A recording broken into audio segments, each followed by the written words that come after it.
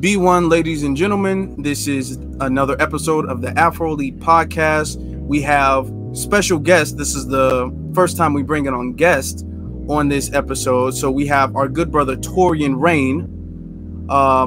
We've done multiple collabs on YouTube. So if you're familiar with my YouTube, you know about Taurean. You got to know about Taurean. And we have our brother.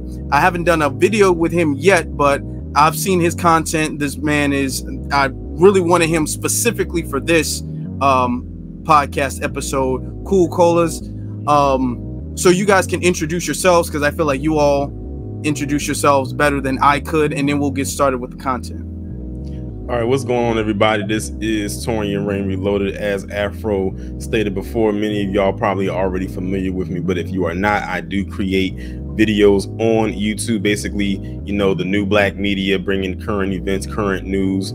Every now and then I'll slip a movie review in every now and then, one video a day on the channel. So make sure, if you have not done so already, to go and subscribe to that channel at it will be Taurean Rain Reloaded. Just type that into YouTube and you should be able to find it. What's going on, y'all? So as Afro said here, I'm Cool Colas. I'm an author, I'm a writer, a speaker, and an overall black creative. I go by another title called the Pro-Black Blurred King. I break down different like TV shows and tropes and things like that, and like comics and whatnot on social media, specifically on Instagram. So you can find me on there at Colas Creative. And I also have my own podcast, and you can find me there at the Pro-Black Blurred Kingdom podcast. And that's on Spotify. And I'm also on YouTube as well, too. Okay. Well, I definitely wanted to bring these brothers on specifically because they make content as far as comic books, movies, films, but they have a black first vision with it. So when they see an agenda, they can call it out or whatever, but it's not, you know, they're aware of what happens in movies, the comic books, the series, and all of that. So and I'm a comic book person myself. I grew up with comic books, so I thought it would be good to have a collab with these brothers. So I'm gonna show you all the topic that we're talking about. So we know DC is coming out with a movie called Blue Beetle. So with the Blue Beetle movie, this is essentially about a Hispanic teenager, and he gets it's like a suit, like an alien suit, almost like the symbiote suit with Spider-Man, and it turns him into a superhero. Okay, so it's like he takes it on, like the symbiote with Spider-Man. So this is an all Hispanic cast, pretty much. The main character is Hispanic, the supporting character is Hispanic. So the movie is pretty much all Hispanic. Okay, no problem. I'm not hating on it, right? But the trailers come out, the marketing has come out with the movie. The movie's expected to come out next month. We're at the end of July. The movie's expected to come out next month, and nobody's barely talking about the movie. Hardly at all. So I saw this on Twitter. It says Blue Beetle is long-range tracking to earn 12 million to 17 million in the film's domestic opening weekend. Now, for a superhero movie, that's very, very low. That's incredibly low for a superhero movie. Now, I said, and I quote tweeted it saying that this quote tweet has gone super viral. It's gotten 459,000 views. Okay, so that's a lot. So what I said is, ever since the Black Panther came out in 2018, Hispanics have been whining about, quote, their turn. And then I say, this is their Black Panther moment, and they let it flop. So they understand the context to that. Now, before we get started, I want to ask you all a question, and this is going to be we're just going to be talking about the subject. Was I right or wrong? Do you all remember when the Black Panther came out? Everybody's all like, oh, where's our Black Panther? Why don't we got a Black Panther? Where's our superhero movie? You know, am I right or wrong? Did that happen? You 100% right. Yeah, I remember that happening. Yeah. And I found it ironic that they started to say that around the time when, you know, the MCU has its first black character, not only just, you know, as far as a movie that's led, but as far as their first black superhero as a whole for Marvel, to come out with their own film. And then all of a sudden here they come saying, you know, that's nice and all that they have Black Panther, but where are the Latino superheroes at, or the Latina superheroes at? And I'm sitting here saying to myself, we are 3 phases into this cinematic universe where every lead movie or group was mainly white. And then we get Black Panther introduced in Civil War in 2016, which was still a part of phase 3, if I'm not mistaken, or phase 2. I forget what the phase was. And then Black Panther gets its, you know, their own movie in February of 2018. Movie becomes a phenomenal success, which I had no doubt that it would be, both domestic and globally. And then they say, oh, you know, that's nice, like, where are we going to get our superhero? I'm like, y'all didn't say anything before, why wait until now? So you was waiting for the black superhero to get their shine, and then in come you to say, where's our superhero and whatnot? And I'm not even trying to be funny, but I can't really I can only think of maybe one Latino MC or Marvel hero, and it's not even a popular one, and that's this character called White Tiger. And I think it's a female character, if I'm not mistaken. But other than that, I couldn't really tell you I couldn't even name 5 Marvel Hispanic or Latino superheroes off my hand. Yeah, so the way I see it is this. When you look at the comments that were made, they were about the first Black Panther movie and its success. But even when you hear people make comments such as, when are we going to get a Latino Panther and whatnot? And that wasn't the only comment that was made about it, but since we're just speaking about them, let's like really look at that. So Black Panther is not a thing of, you know, you're referring to like the fact that this panther is black. When they're making those comments, they're referring to the idea of race and really being anti-blackness, like being anti-black. It's really referring to that, because the Black Panther character, when you think about it, was based off of, there's 2 different ways you can look at this. The first way is the fact that, you know, if the panther itself is black, then the idea that you're saying, where's a Latino Panther, you're automatically referring to the race, like the black race. So by even saying that, you're already looking at race in the first place. The second way you can look at this is, when that comic came out, like the Black Panther comic, that was like in the like 60s, right? And so that was sometime around when the actual Black Panthers had their movement and they were, you know, doing their thing. So one could even make the correlation that it could have been loosely based around that, like, you know, Stan Lee making that comic. And the idea of saying, you know, I want my Latino Panther is almost making a mockery of that. So again, both of these things that I just mentioned can go right back to race. But what's weird about this is, it's like you're arguing a race versus like a national origin, because being Latino is not a race itself, but you're still being racist because you're thinking about, there's white Latinos who are, you know, making these comments about, you know, Black Panther and the fact that they want to see a Latino Panther. So it was already about race from that regard.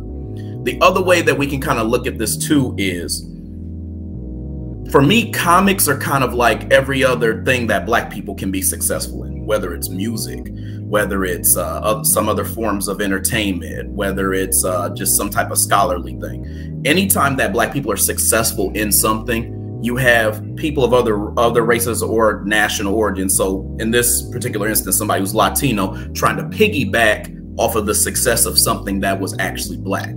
And you can actually see this a little bit when you look at, I don't know if y'all saw this video. Did you see the video when they had like the Hispanics who were strolling, like they were in a, like yes, fraternity? Y'all saw that? Yeah. Yep. So it's almost like that to a certain extent. That's something that is intriguing to people, and something that Black people that was like their own. That was our own. So from my perspective, that's them trying to capitalize off of something that was either successful or popularized, and trying to do their own thing with it. So it's always, in my opinion, going to be a race thing just because of that dynamic alone. Yes, yeah. I want to start off by saying why Black Panther is, and I agree with both you brothers. I want to say why Black Panther, why I think a lot of us, because we're all three of us, we're foundational Black Americans. I feel like why a lot of us are tied to the character Black Panther is because, like you said, it came around the 60s. So that was around the Black Panther Party. That was around that time.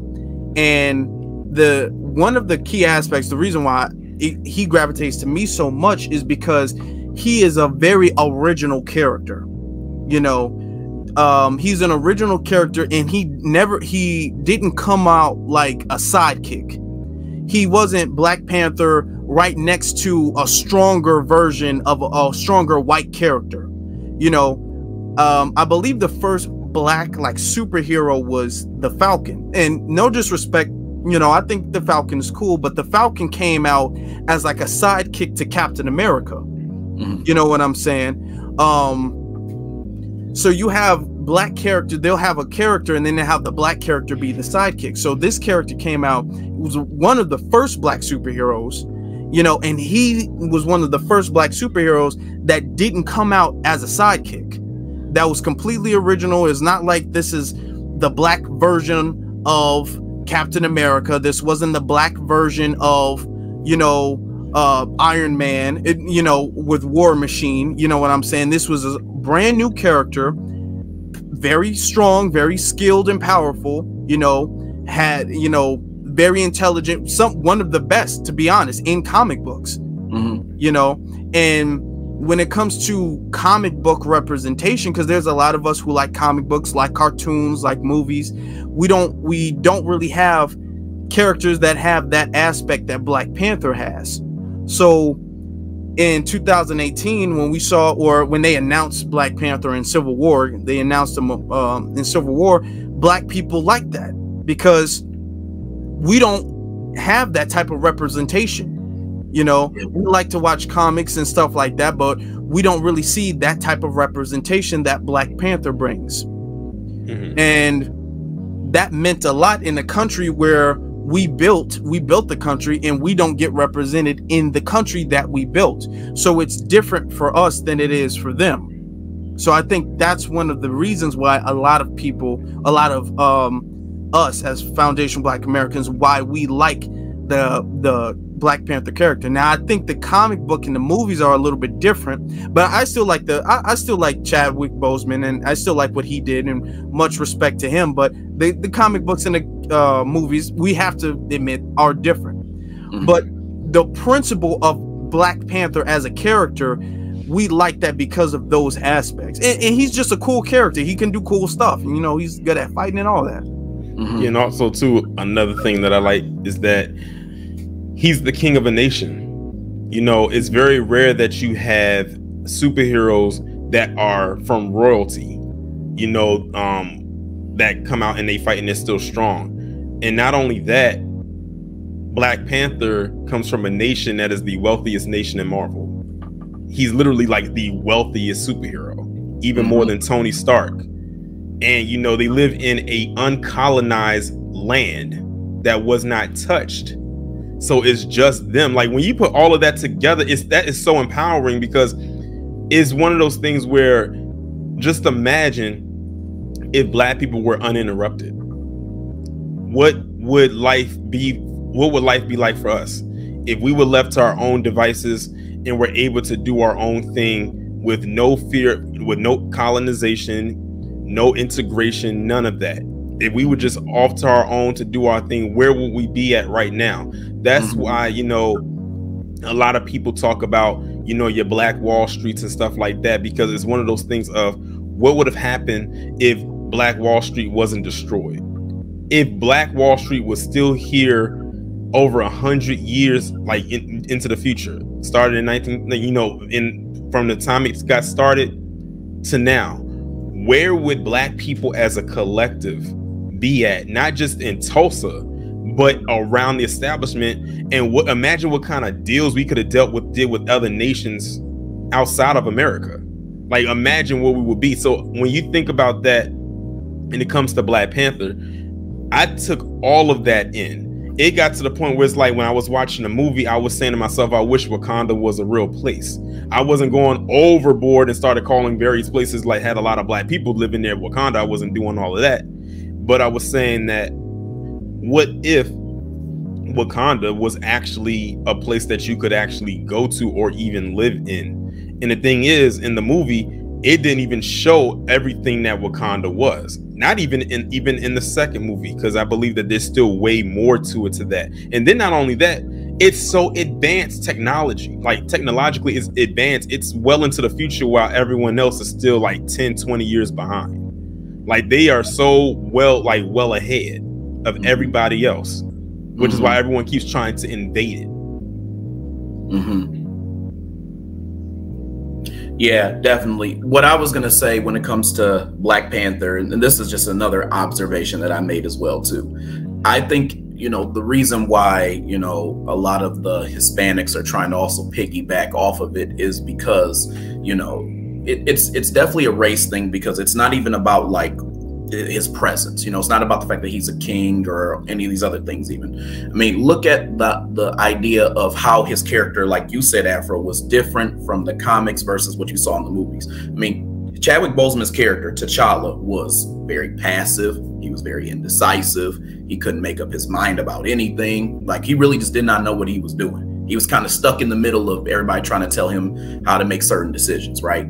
So to me, seeing that character on screen, like, the dynamic and the aesthetic was obviously very powerful. But, you know, he was a rather just passive character, right? So I say that to say other people are probably catching this as well, too.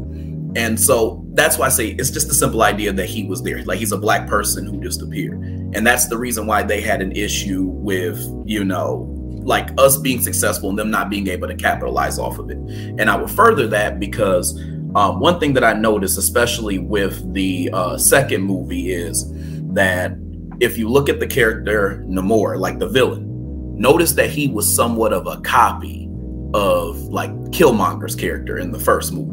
Like, they really had almost the same plight. The only difference was that, in my opinion, I feel like Killmonger was nothing more than a great value version of the Killmonger character, because they both was, because you said Killmonger was great value. I'm sorry. Yeah, my bad. I meant that that Namor was nothing more than a great value version of like the Killmonger character. My bad. Because to me, they both had the same plight. They both were trying to deal with oppression. They both were trying to deal with the fact that their people had been killed, and they both basically wanted blood, and they were willing to, you know, go to bats with the Wakandan Empire. So if you look at, you know, what was going on there, it's like they kind of did the same thing, and they even killed somebody. They both killed somebody major on top of that too. If anything, Namor's character killed somebody who was even bigger because he killed the actual queen. So even when you look at that dynamic itself, that was them trying to even like mimic what had been done with a Black character who had done it much better. Also think about the idea that the first movie did a lot better than the second movie, even with like the difference in the villains as well too. So I noticed all these things. I'm gonna say one thing I liked about, because a lot of people had opinions about the first movie. One thing I liked about the first movie, and this is my perspective of it, is the fact that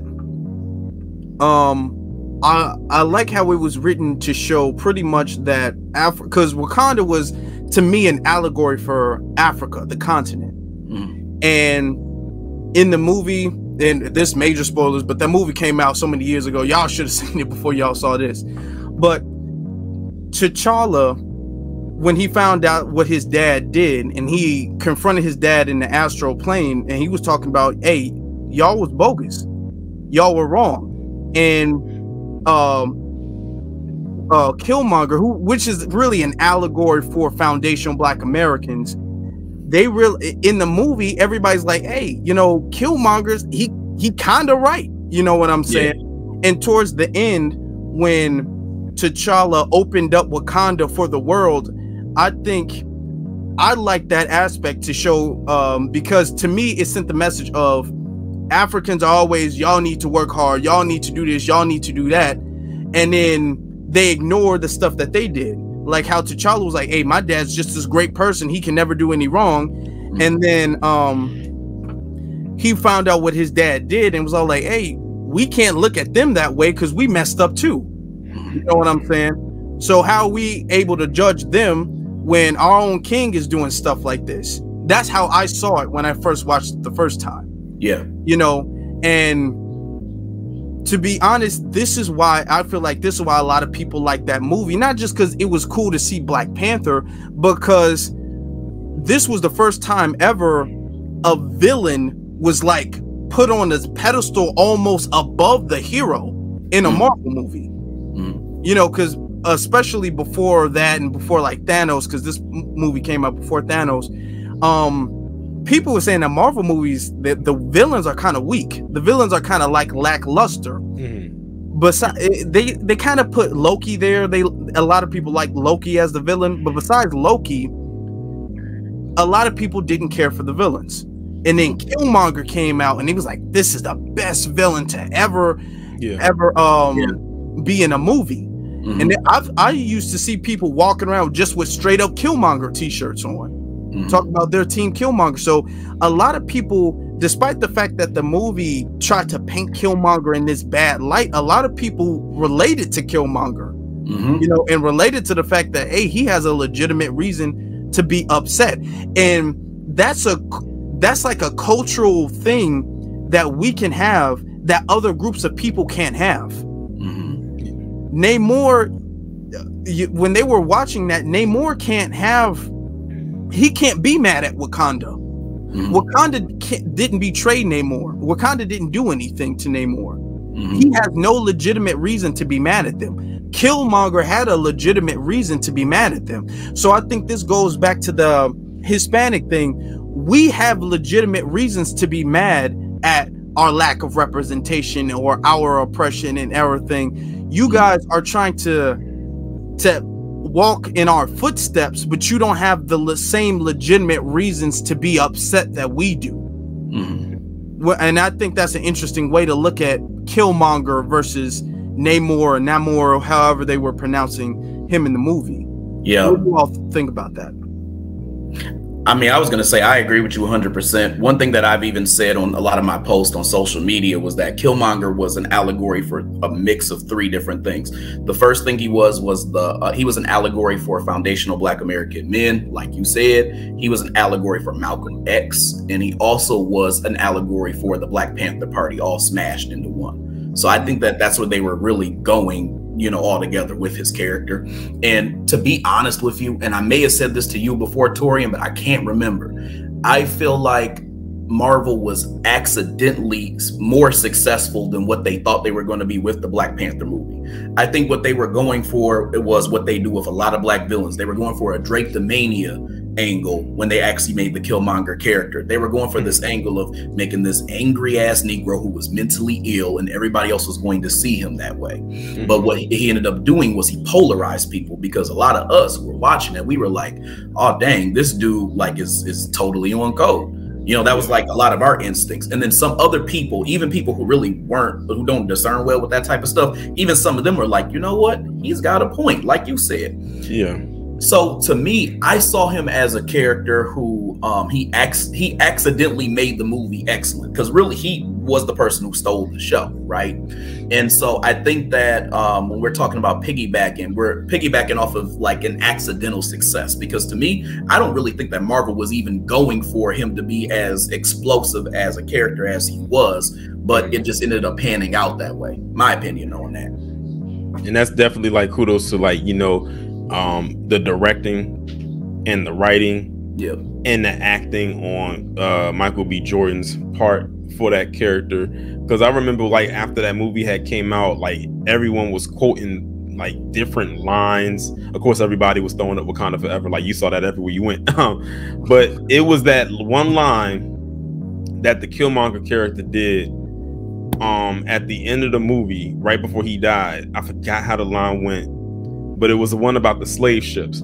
That line right there, I'm gonna be honest, brought a tear to my eye when I heard it, when I watched the movie for the first time, because I'm like, wow. I said, what a amazing last line to say right before his character dies. It was one of them points where it was like, is there a way we can bring him back?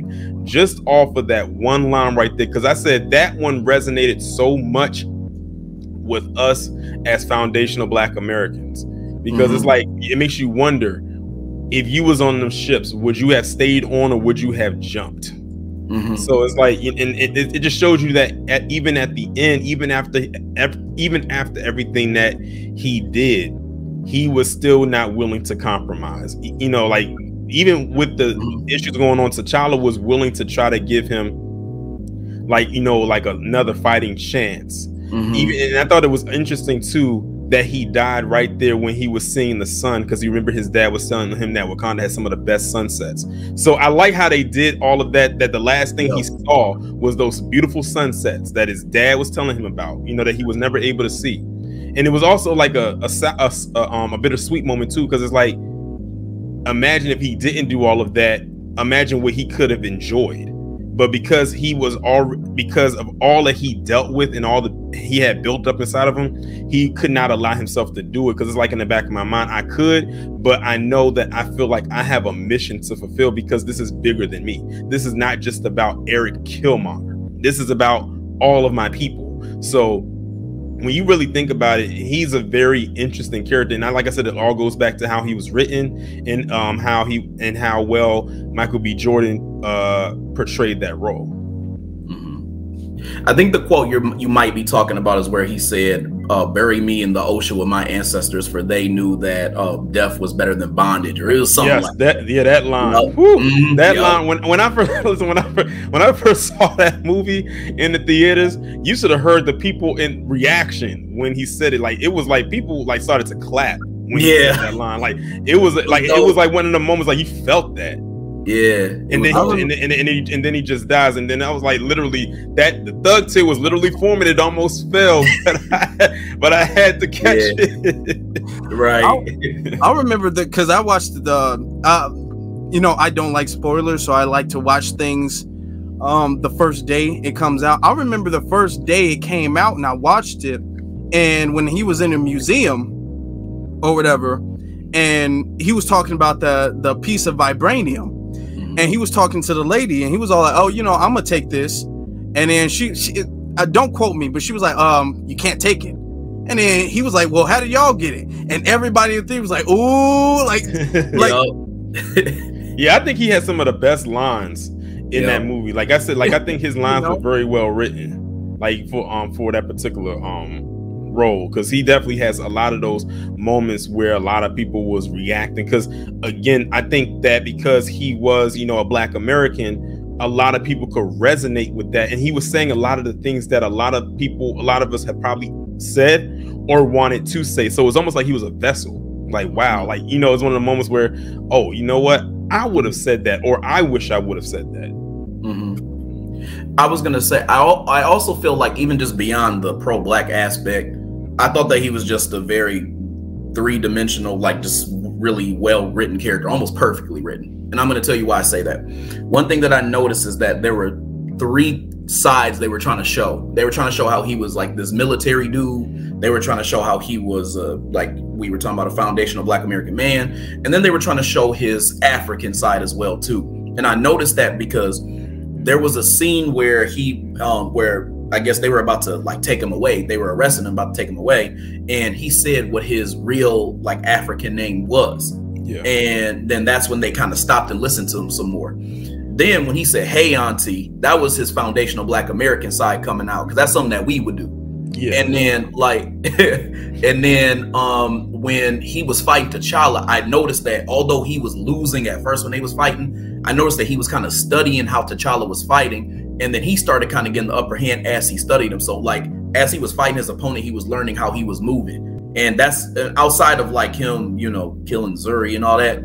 He really kind of had the upper hand because he learned how T'Challa was fighting that whole time. So he really was a perfectly written character, in my opinion. Right. Yeah, and see, I feel like these we can understand the movie more than just, oh, we want to see a black superhero. Because to be honest, Black Panther is not the first black superhero movie. You know, that's not the first black superhero movie. But there's something special about that movie because other black superhero movies, and no, you know, no diss, but other black superhero movies, they don't really dive into the cultural aspects of blackness that the Black Panther movie did. You know, they'll just be all like, this is a superhero who happens to be black. They don't make the world around them and the lore around them relate to their blackness like the Black Panther movie did. And this is why it's very different from when we say something from versus what would they say, because to a degree our struggles, I remember in the movie, in the first Black Panther movie, where he was arguing with his brother, the I forget the king's name, T'Challa's dad's name, was arguing with his brother, and his brother was all like, hey man, we can really help these people are really going through something, you know what I'm saying? Or when he was talking to Killmonger, when Killmonger when he was a kid, when he went into the astral plane or whatnot, there's a certain level of relatability we can go through because we understand a certain struggle in this country. It's not that we just want to see a black person on the big screen, you know what I'm saying? So that's why Namor didn't hit the way Killmonger hit. It didn't hit for us and it didn't hit for them. So I find it to be very disingenuous that they come to another country, you know, because they, you know, we're foundational Black Americans. They're immigrants from another country. You come to another country and ask for representation. We're not coming to another country asking for representation. This is our country, and we're saying that we deserve some representation. We have a more legitimate request for representation than they do. You know, so I find that very disingenuous. But the thing I find more upsetting is the fact that they I'm going to look at some of the comments. I want to go through some of the comments so we can go through and see the people's react, because I wasn't going to make a thing about it, but I saw people's reaction. Right? I didn't expect it to blow up like this. This first one says, not sure it works that way. Latinos have real countries and cultures they're already proud of. Only Black Americans feel like Wakanda speaks to them. I responded to that comment too. Yeah, I saw your comment on it. Let me scroll down. You said, then why was everybody doing the Wakanda salute when the movie came out? And it wasn't just Black people. Everybody was doing it. Everybody loves it. Very true. Yeah, like every time you typed in like a Black Panther hashtag, somebody was doing this, and like you said, it wasn't just Black people doing it. Yeah, they were wearing the merchandise, the shirts, the hats, everything. When Halloween came around, they was in the costumes. Like, it was a phenomenon. Them doing that, that's just a deflection, in my opinion, because I don't have nothing to do with what you said. Number one. Yeah. I mean, number two, the way that I see it is like you all said, like everybody was doing that, and then it's a fact that every single time that we had something that was successful, here comes another group of people, in this case the Hispanics, who were coming and they're saying, when are we going to get our moment? So that was just the thing. So your statement didn't really need that deflection, in my opinion. Yeah. Now I fully agree. And you talk about your own countries, but yet you want representation in another country. Right. You have such pride for your country, then why are you asking the American country to represent you? You know, now we have this other comment, and this comes from a Black person. He might be a Black Hispanic or whatever, but he says, never seen a Hispanic whine about our turn. We, and he says we, I don't know why he said we, loved Black Panther too. Oh, so, yes, they were. They were definitely on it. Yeah, because we definitely saw the comments. I know I saw them and I heard them too. I saw them and heard them too. I think, and it was you, and it was, and the thing is, what's so crazy is, it happened almost immediately. It's like the movie had just came out, and the movie, you know, didn't have enough room to breathe, and all of a sudden they were asking, where's, you know, like you were saying earlier, where's our Latino or Latina Panther? And I'm like, the movie just came. I find it interesting. Y'all didn't ask where was your Latina or Latino Iron Man, Thor, Captain America, Spider-Man, Loki, Spider-Man. But the minute that Black Panther come out, oh, where's our Latina Panther? And like you said, it goes back to them making it a race thing. They think we forgot. I didn't forget. I definitely remember when they was making them comments. Do you all remember, and this segues a little bit, do you remember what's that movie called? The Shang-Chi movie, when Marvel did that? And how there was comments being made, oh, y'all better support the Shang-Chi the way y'all supported Black Panther or something like that. I saw those comments too. And my thing with this is, it was Black people who made that movie big like that. You know, it was Black people going to see that movie over and over again. It wasn't no multicultural thing that supported the movie. Y'all didn't support the movie like y'all say y'all did. So why are you acting as if we owe you something? That's one thing that Black people, anytime Black people get something, other ethnic groups of people act like they're owed the same thing too. Like we have to pass it down to them now. You know, not even just that. Like, I agree, but I would also add on and say, notice that you didn't hear them make those same comments when Shang-Chi came out. You didn't hear them say, where's Shang Churro? Like, you know what I mean? Like, you didn't hear none of that. Right. Like you said, like, again, it's about riding the coattails and everything like that. I even take it even outside of the superhero aspect. Remember when that movie Crazy Rich Asians came out?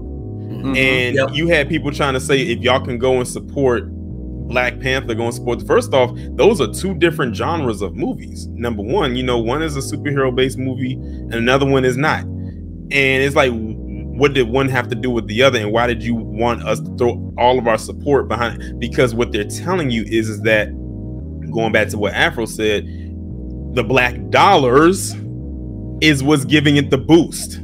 And they saw the success with Black Panther, and now they want to bite off of that success on anything that is considered a cultural thing. So, you know, there it is. And it's funny too, because there was a movie that came out last month called The Blackening.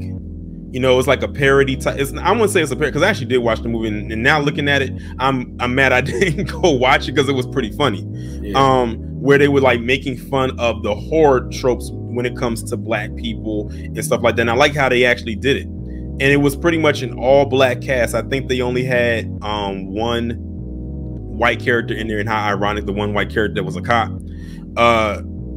They didn't get the push behind these other groups to say, hey, go support the Blackening. I didn't hear from the as I call them, the South of the Bordarians.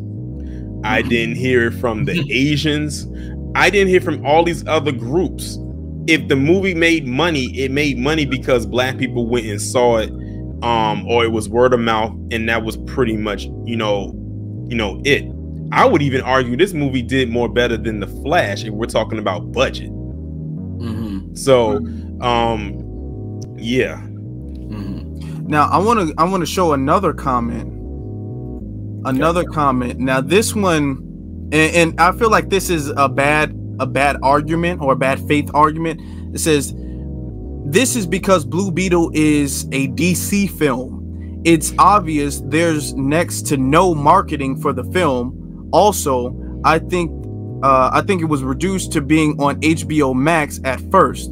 There is nothing centering any cultural anything in marketing surrounding this film. It's non-existent. Now, I want to address that, because everybody's all like, oh, well, Marvel, that's just because Marvel movies were really big and DC movies are really small. I think that's a deflection, because the thing is that whether the movie has super big production or a super big budget or not, I'm talking about how the average citizen responded to that movie. One of the things that made Marvel such a huge movie is how Black people reacted to it. Black people bought tickets early. Black people were buying Black Panther shirts. I remember going to the movie. Almost everybody had some type of dashiki or some type of Black Panther shirt. It wasn't just an average movie. People like took their kids to see it. People made sure they saw the movie. That was the people's reaction. And now we'll admit, okay, DC's not doing that great. Okay, DC's not doing that great right now, especially after The Flash. But the thing is that you don't hear Hispanics like sharing it. Like even the trailer, the first Black Panther trailer went viral. That was a viral trailer. When Blue Beetle came out, that didn't go viral because people just weren't gravitating to that. It's not the fact that it was any low budget, it was on the same platform, YouTube. Why did one go viral and one didn't? Because people didn't care. It's not because one, and I'm not saying the movie's going to be better or worse. I'm saying their reaction, they don't really care to support it. And also too, I said another thing that could hurt this movie is the fact that they casted George Lopez in it. The Hispanic, like Mexican community, they have a huge disdain towards George Lopez. I forgot what actually happened, but he said something that pissed them off, and they still mad with him to this day. And this was a few years ago. And I'm sitting here saying to myself, when I looked at the trailer, I said they could have cast anybody for that part. That was a no-brainer role, but I think they just casted him because he had the bigger name outside of the main actor. And I said a lot of people wouldn't even know who the main actor is unless you watch Cobra Kai. Now, if you watch Cobra Kai, you'll know who the actor is. This is actually his first movie, like his first major movie, which is not bad considering your first major movie, you're playing a superhero. So, you know, definitely congratulations to you. But I feel like they had to throw George Lopez in there because he was like a big name, even if with him in a supporting role. But a lot of them don't like him. And I said, if anything, I have a feeling he's going to hurt the movie, not the main actor. It's going to be him. A lot of people probably won't see it because of him. Now, when you look at Black Panther's cast, you had Chadwick Boseman, Michael B. Jordan, Angela Bassett, Lupita Nyong'o, Denai Guerrera. At the time, we didn't know her, but Letitia Wright, that just kind of shot her star power up there. Then you had who played Claw? What is his? Andy Serkis. You know, he was mainly known for doing a lot of motion capture, you know, the Planet of the Apes movie. But, you know, he was in it. And it was an all-star cast, an all-star majority black cast that was in this movie. You had a black director with Ryan Coogler. I think they had a black writer, producer. So when you take all of that star power and you thrust it into this movie, you're going to get that success.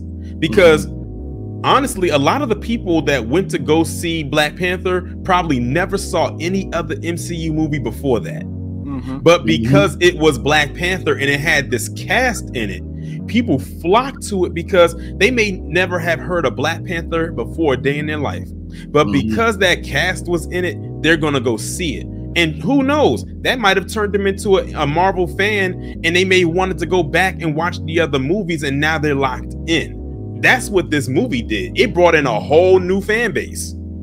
I don't know what Blue Beetle is going to do. And one thing I said is also going to hurt Blue Beetle is the fact that they are releasing this before Aquaman 2. Remember, Blue Beetle is supposed to kick off like the new DCU. Why would you release this before Aquaman if that's supposed to be the tail end of the old DCU, the Zack Snyder DC?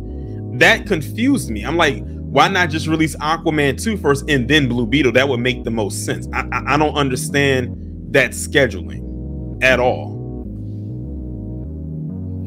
One thing I wanted to bring up, and I was just looking at your other comment, and I kind of looked at this one as well too, is they're not really addressing the point that you made about people whining back in 2018 about like latching on to like our movements. That's the main thing that I caught. So I agree with you that this is a bad faith argument. This also is somewhat of a red herring as well too, because it still doesn't really address your concern. If anything, it answers a question that you probably already knew, which is kind of irrelevant to the point. But what you're trying to get at is that everybody was trying to latch on to something that was successful of ours.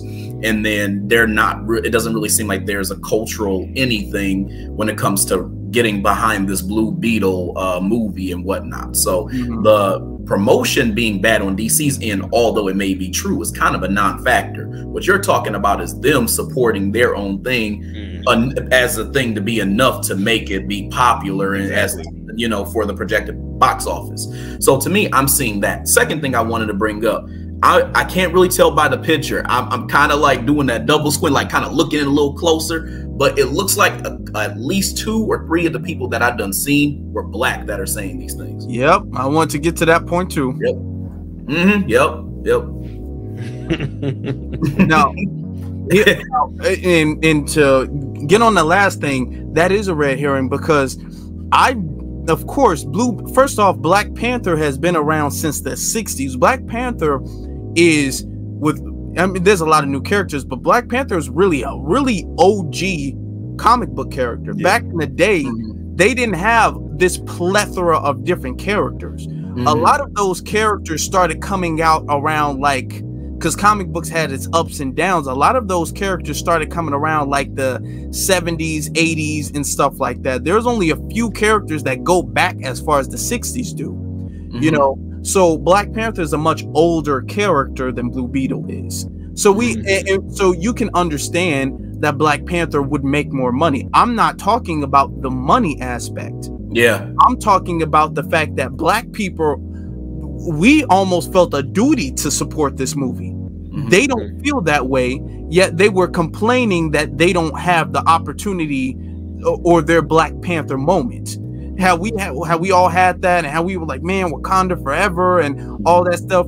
That was like a Black Panther moment. That era was like a Black Panther moment, and they was like, oh, where's our turn? Where's our turn? And this could be their turn if they made it to be that, but they're not making it that.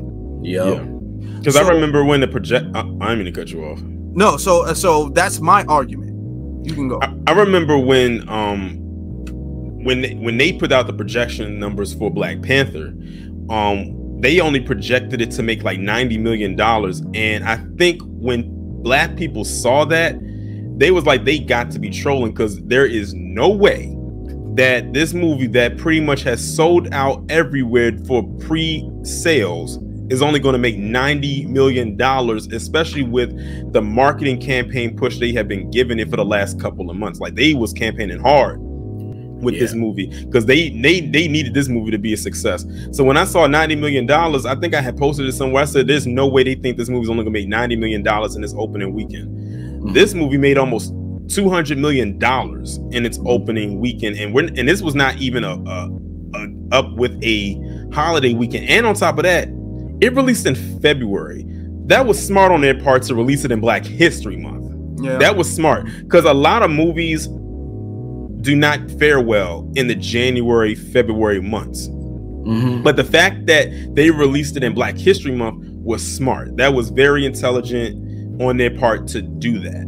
And that movie literally stayed #1 for over a month, because everything that came out after it was literally getting shattered by it, because it had a lot of rewatchability. Like, people kept going back. I'll be honest, I saw it 3 times. I'll be honest, I saw the movie 3 times, and all in the same weekend too. Like, that's crazy. Like, I literally went all in the same weekend. But the movie, like I said, did very well. It made $1 billion, like over $1 billion. Like, that's unheard of for a majority black cast of any movie to do that successful, and for it to be that movie, and for it to be Black Panther's first movie. It's very rare that Marvel movies reach that feat. As a matter of fact, I think Black Panther was the first MCU film that was solo, not a team like the Avengers, but a solo to reach $1 billion overall. I think it was the first one, and I think Captain Marvel was the second. But all the other ones that reached $1 billion or so were like the Avengers type films. So that's like an amazing thing. And the thing is, Black Panther stayed in the movie theater so long that they had no choice but to pull it, because it was running into the release of their Blu-ray. So it's like, we can't push the date back of the Blu-ray, no matter how much money the movie is making. We got to release the Blu-ray, and whatever money it can make after that, we'll make it from that. So whatever remaining money they made came from that. But the thing is, they probably was like, man, we don't want to pull it, but damn, we're gonna have to because we got this deadline. So yeah, like I don't think, well, first off, with the new changes with how long movies stay in the theater now, I don't think Blue Beetle has a chance. And that's a projected number. Now the question is, their projected number is 12 to 17 million on their opening weekend. When I told you that they projected Black Panther was only going to do $90 million on its opening weekend, and we completely shattered that. We more than almost doubled that. What is that particular community going to do, and how are they going to act after seeing that number? Or is that number the projected number, is that going to be the same, or are they going to at least double it? If they at least double it, I will stand corrected. If they do not, however, then my point still stands. I did want to make a comment about something that you said. I agree 100%. And we can actually look at this from both a historical and a psychological standpoint. So think about why a lot of our, like Black movies and whatnot succeeded. It's because a lot of us as like foundational Black Americans especially, we have this belief or desire to be not just heard and seen, but to have something that's going to make us feel empowered because of not feeling very empowered for such a long time. And the reason why I bring that up is because this is something that has been done in the past. When we think about comic books, I think, Afro, you were kind of referring to this a little bit earlier. A lot of the comic books that came out were in the late 60s, 70s, and 80s, but there was a nice chunk of the ones that we kind of know about that came out in the 60s and 70s. And the reason why is because that was during that like little blaxploitation era, where a lot of those comics came out, like the Luke Cages and Black Panther, Bronze Tiger from DC. He was coming out that time, Misty Knight, people like that. And a lot of those comics came out. And if you look at like the style of the characters, they were wearing like flashy and kind of fly clothes. Like if you look at like the actual like old school comic books. And so when a lot of these like movies that we saw that aren't even comic related, now we're just going into blaxploitation, when they came out, Black people were like flooding those theaters basically, because around that time there were riots and all this other stuff going on. So that was a way for, you know, white producers at that time to kind of curb all that energy, so basically they didn't get knocked off because we were kind of on that. So a lot of us felt like empowered because we were seeing these movies and things like that on TV. So what I'm saying is that when Black Panther came out, there was a desire by us to see something that represented us in a way that we felt was proper, in a way that we felt was empowering. So I too believe, basically from what you said, Taurean, that it wasn't going to make what they projected. I thought it was going to make a lot more.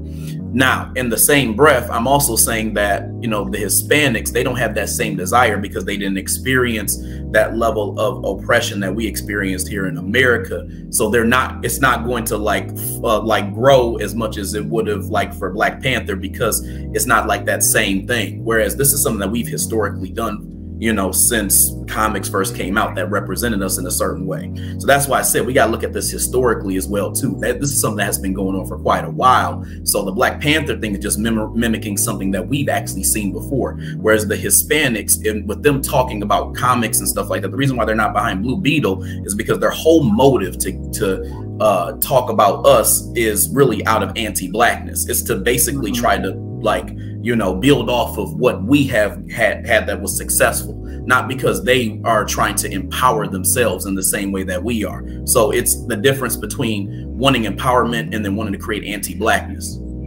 Exactly, because they didn't care about their own superhero until we had one. Yep. You know, now that we had one, or whatever, or not, because there was Black characters in the MCU before Black Panther, but now that one is like getting its own movie without any, because Black Panther, what people don't, I think Black Panther was the only intro movie. It was his first movie that didn't even reference the other characters. It didn't need a cameo from Iron Man or Thor or anybody. The Black Panther character, for the first time, was able to completely stand alone. You know, all of these other characters, they needed some type of tie-in. Nick Fury popped up or some type of tie-in. Black Panther was completely almost in his own world, in his own thing. You know what I'm saying? So the second we had that, now everybody else wants to have that too. But when all of the superheroes, all when they were all white, they weren't asking for representation. It was like, to them, and I like your point, to them it's anti-blackness, because they are looking at it like, I be damned if black people have something we don't have. Yep. It's okay when nobody has it, but black people can't have it if we don't have it. That's how they're looking at it. Yep, agreed. Now I want to get to the other issue that we're seeing. When I was scrolling through, I was not too surprised, but I was a little disappointed to see how many black people, you know, you of course you had a lot of Hispanics, but how many black people were on here, you know, getting upset about, like, for instance, this one right here, or I think he's Hispanic. I'm gonna go up to, oh yeah, that's a Colombian flag. Yeah. Yep. I saw that. To this one. I saw that too. This guy. Now it's a couple of them. It's some black Latinos in here who are feeling some type of way, but there was some actual black people who was all like, the movies, I'm gonna go to the comments because it's more prevalent in the comments. It was, well, the movie's not even out yet. The movie's not even out yet. Even this guy, oh, we've seen, this dude is a black man, whether he's a black Hispanic or not, he's black. Oh, why are you talking about this? Why are you talking about this? It's a couple of them who was defending this. Like, for instance, this guy right here, this is a black man, and he's saying, oh, it's a this is long range tracking. Nobody let it flop. Tweet this when the movie actually comes out. Here's the thing, this tweet is probably going to age beautifully because the movie's probably not going to do that well. I'm just going to be honest.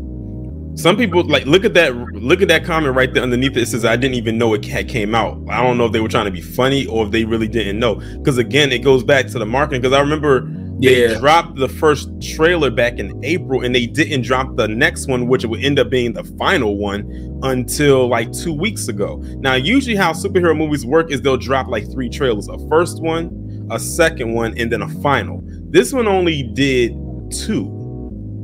And they were spaced out so much. Now, I think the movie comes out on August 18th. At least I know the date, because some of the, you know, it's so funny, they so mad they don't even know the release date. I know the release date. August 18th is when the movie comes out. But we gonna see what's gonna, you know, happen though. Like, and I'm gonna keep this in mind. I know Afro gonna come right back to this. He gonna be looking at them numbers to see. And I think there's a way, and I think there's a way you can break it down, like demographic wise, to see what, like, gender wise and race wise, ethnicity wise, went and saw the movie that weekend. The thing is, the movie, as far as I know, has no competition. So it's not like it's coming out the same day as Barbie or Oppenheimer or something like that. It literally is by itself. So it should, you know, rack up. Now, you want to know what's even more crazier? You know what other movie comes out next month? That new Ninja Turtles movie. Wouldn't that be interesting? Wouldn't that be interesting if that made more money than Blue Beetle? Which I wouldn't be surprised, because it's an animated movie, and animated movies are like dominating, you know, right now. So I have a feeling like it's probably going to do, like, it's definitely going to do better than that. But yeah, like we'll circle the wagon back, you know, on, you know, when after that weekend to see what the numbers are. But the fact that it says 12 to 17 that's not good. And Afro, did you ever find, do you know what the budget of this movie is? It's 120 million, by the way. I looked that up. I was about to tell you. Okay. Yeah, that's terrible. Like, that's not good. That's like an ultimate flop. And the thing is, I wanted this movie to actually do well, because I never heard of Blue Beetle before, like, before this. And like, I think I heard it like here and there, but it wasn't a character in DC that I followed, because it wasn't like a character that was always pushed out there. People had to tell me where you could actually see anything reference Blue Beetle, and I was like, okay. And I was saying the same thing to, I said, oh, they got their character, because I remember back to them saying, where's our Latino Panther or whatever? I said, here it is. Now, how are y'all going to show out when the movie gets released? If the movie flops, which they're projecting it's going to do, that's on you. You cannot put that on us.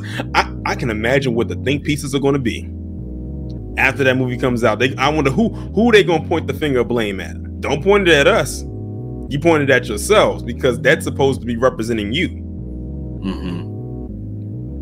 Yeah, definitely. One thing I wanted to say real quick is the reason why I feel that you're getting a lot of Black people who are, you know, doing this is because, and not because I get this as well too, like on Instagram, not so much lately, but I have in the past, is a lot of times you have these, you have some of us who, you know, they crave like white and non-Black acceptance. So a lot of them don't want to say anything that they believe is going to besmirch the, you know, like other communities. So we have like this big thing of like trying to be cool and trying to be like friends with, you know, everybody and not quote unquote playing the race card, which is also really stupid. So you're probably going to get a lot of that because a lot of us have this kind of accepting mentality. So we always see it as wrong whenever we're going to talk about somebody else, but then we love to criticize ourselves. So we've been conditioned to a certain extent to love on other people, but then like beat up on ourselves. It's like a self-hate almost type of thing. So that's why you get that. And I find it interesting too that they had all this smoke for you when you had left, when you quote tweeted it and left it with the caption that you did. But I wonder what the comments looked like under the original post that actually just said, this is long range, what they're projecting the first weekend is going to look like. Like, I wonder what the comments would have looked like if you didn't put any caption, if you just retweeted it and just put it there. And that's what, you know, I wonder what the comments responses would look like, because you triggered them. The fact that, you know, they always say a hit dog will holler. It's a lot of dogs under that post. I agree. Yeah. And the thing is, they know I'm correct. They know, and that's why they're upset, because if they are like, this movie is about to make $1 billion, they would have ignored it or whatever. Like, for instance, remember, and I'm glad you all said this because it segues to this. Remember before Black Panther came out, you had a lot of people, especially white people, trolling about they were just triggered about Black Panther. The movie didn't even come out. I think Ben Shapiro, he made 3 videos just ranting about the movie. The movie didn't even come out, and he was making videos ranting about the fact that Black people wanted to see the movie. It made them mad because they knew this movie was about to blow up. You know what I'm saying? So that's why we weren't even worried about them making the jokes, because we knew the movie was going to be a success. Yeah. You know, and what they're mad about. You said what? And I said also what they're mad about too is the fact that even though the second Black Panther did not reach the financial pinnacle that the first one did, it still made a profit, because I think it like almost made $900 million, which is definitely nothing to frown at. But also too is because the antagonist of the movie is a representation of them. So they're probably mad that the movie where they have representation and where they are the villain is going to make more money than the representation in a movie where they're the hero. And on top of that, they gave the actor who played Namor a lot of flack because he wasn't the typical safe-looking, aesthetic-wise Mexican. You know, he has a tan. I would like that. He has a tan, you know, and the actor that they got playing Blue Beetle is their mainstream, more safe, appealing person that they will put out there a lot in the mainstream. Because the person who played Namor, he got a lot of pushback because for the role because of how he looked. Yeah, not even from us, but from his own community. Yeah, they talk about representation, but there's a lot of, because Latino's not a race. Exactly. So if Latino is not a race, why don't they? And they just want it to be, they say, like a cultural or ethnic representation. Why do they push Afro Latinos all the way to the back? And the guy who played Namor, I wouldn't consider him to be Afro Latino, but he's not. No, he's not. You know, he's darker than the average Latino you would normally see. Yeah, you know what I'm saying? And they didn't even like that. In other words, in the color cast system, he's more ethnic looking. You know, again, like going back to it, like I said, he has a tan. He has a permanent tan. Like when you put him next to the actor that they have playing Blue Beetle, you'll know which one that they'll appeal to more, and that's the actor that's playing Blue Beetle. As a matter of fact, one could argue that, you know, he if I could put him one next to a person, I would say where they do like have a similarity as far as tone wise would have to be George Lopez. Yeah. With the, I was gonna say with the Hispanics, like it's almost like a 3-color system, that's at least what I call it. You got 3 types of Hispanics. You got your Cameron Diaz Hispanics, you got your Jennifer Lopez Hispanics, and then you got your Amara La Negra Hispanics. Like it goes all the way from just being totally white looking and Hispanic to being like black and Hispanic, and then like there's like a weird in between, and he's kind of like your Zoe Saldana's. Right? Yeah. Yep.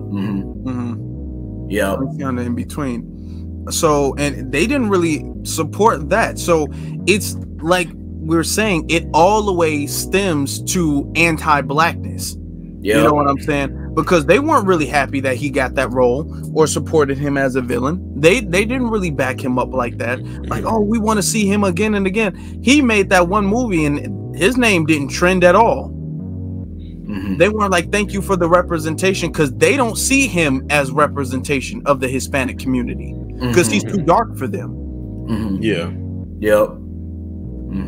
Now, I want to get back to what you said, Colas, is what you were talking about when it came to the black people, and we want to be friends with everybody, and we want to, you know, we don't ever want to offend other people.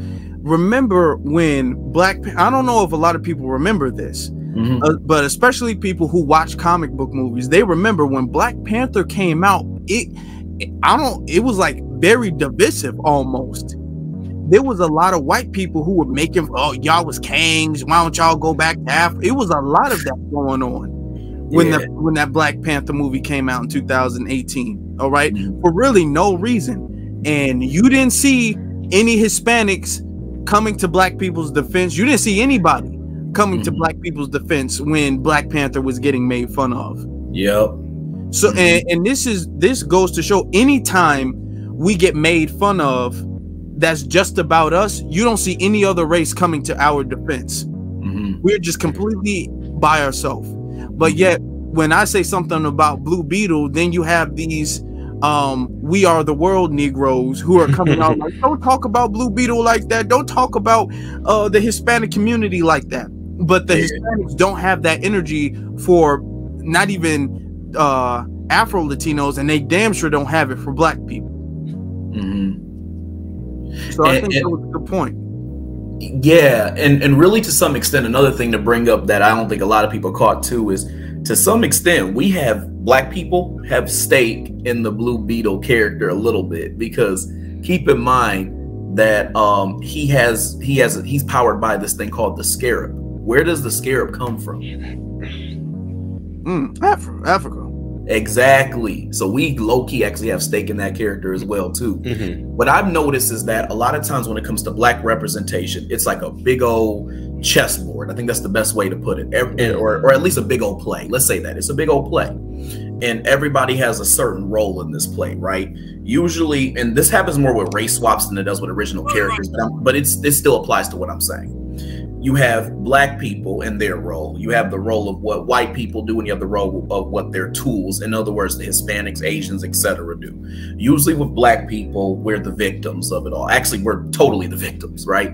When it comes to white people, they're playing both sides. They're playing the side of supporter, but also like racists and people who are coming out and saying all these negative things. But then you have like the person who's putting these things out that are kind of propagating all this. And then the tools basically are like spectators, right? They don't come in, they don't defend black people, they don't say anything to help, they don't say don't talk about them, they don't help, they don't support us, even if it's not attacking other white people. They just kind of stay out of it. So it's always like a big old play, and everybody just has a different role every single time. And I'm looking at the comment from that person who said, what about Miles Morales? Let's be honest with ourselves here.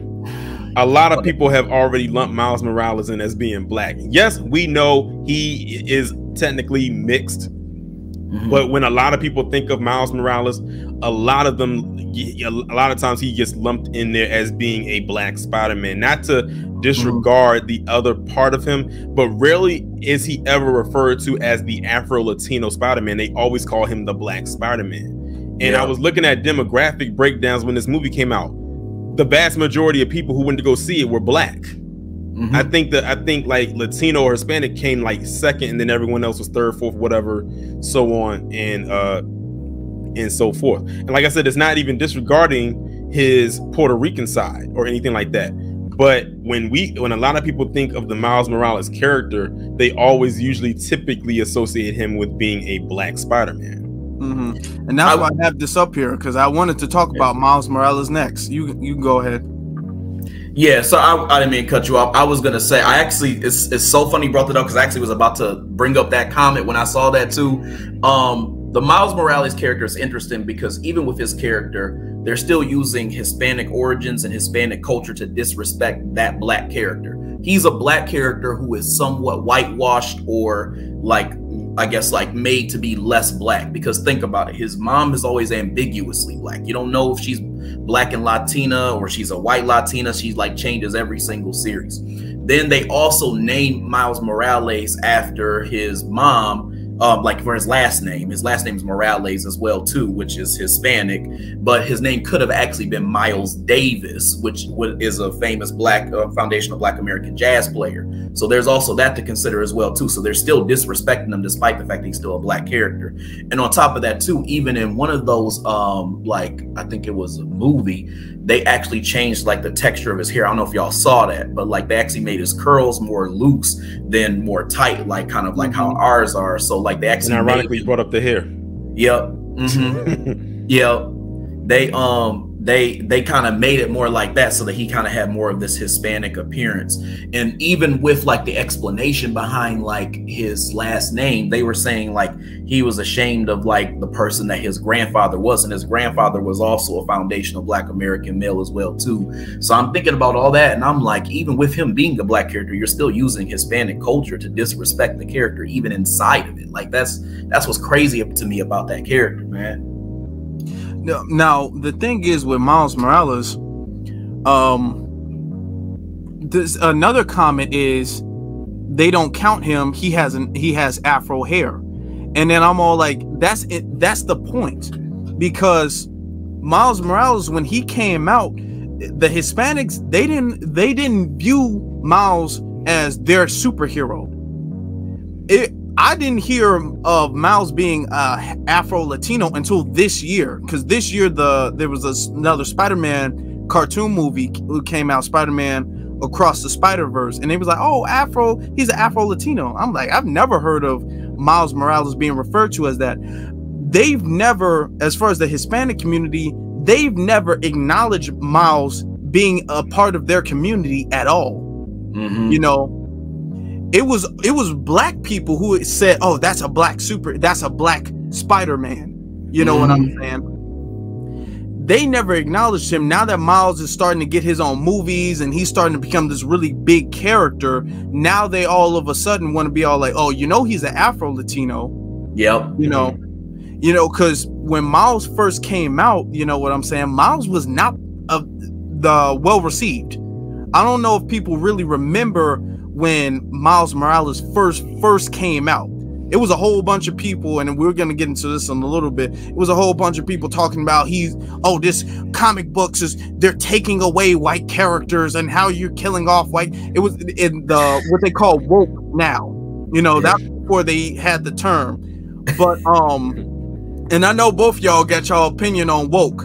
But yeah. But before that, Miles, it was black people like, oh yeah, we took it almost like a responsibility to support our representation.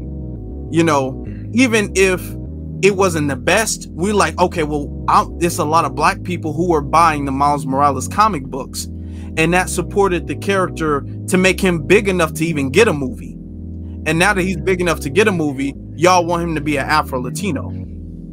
And I find it to be interesting too that even like how, okay, like remember like they with the Spider-Man game, the first one had Peter Parker, then they came out with the Spider-Man Miles Morales. Even with how they have him look in there, like if you was to just like say like look at that character and you ask anybody like how would you classify Miles Morales? Would you classify him as black? Would you classify him as Latino? Or would you say, you know, he's a combination of both? Aesthetically wise, if you didn't even know what his name was, many people say Black.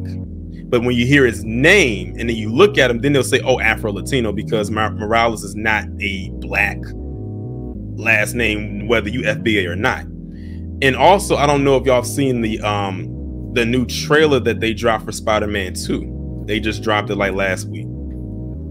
They have Miles he has what I call the Killmonger locks, the one that's in the front that comes to the side. Mm-hmm. How many Latinos you know has locks?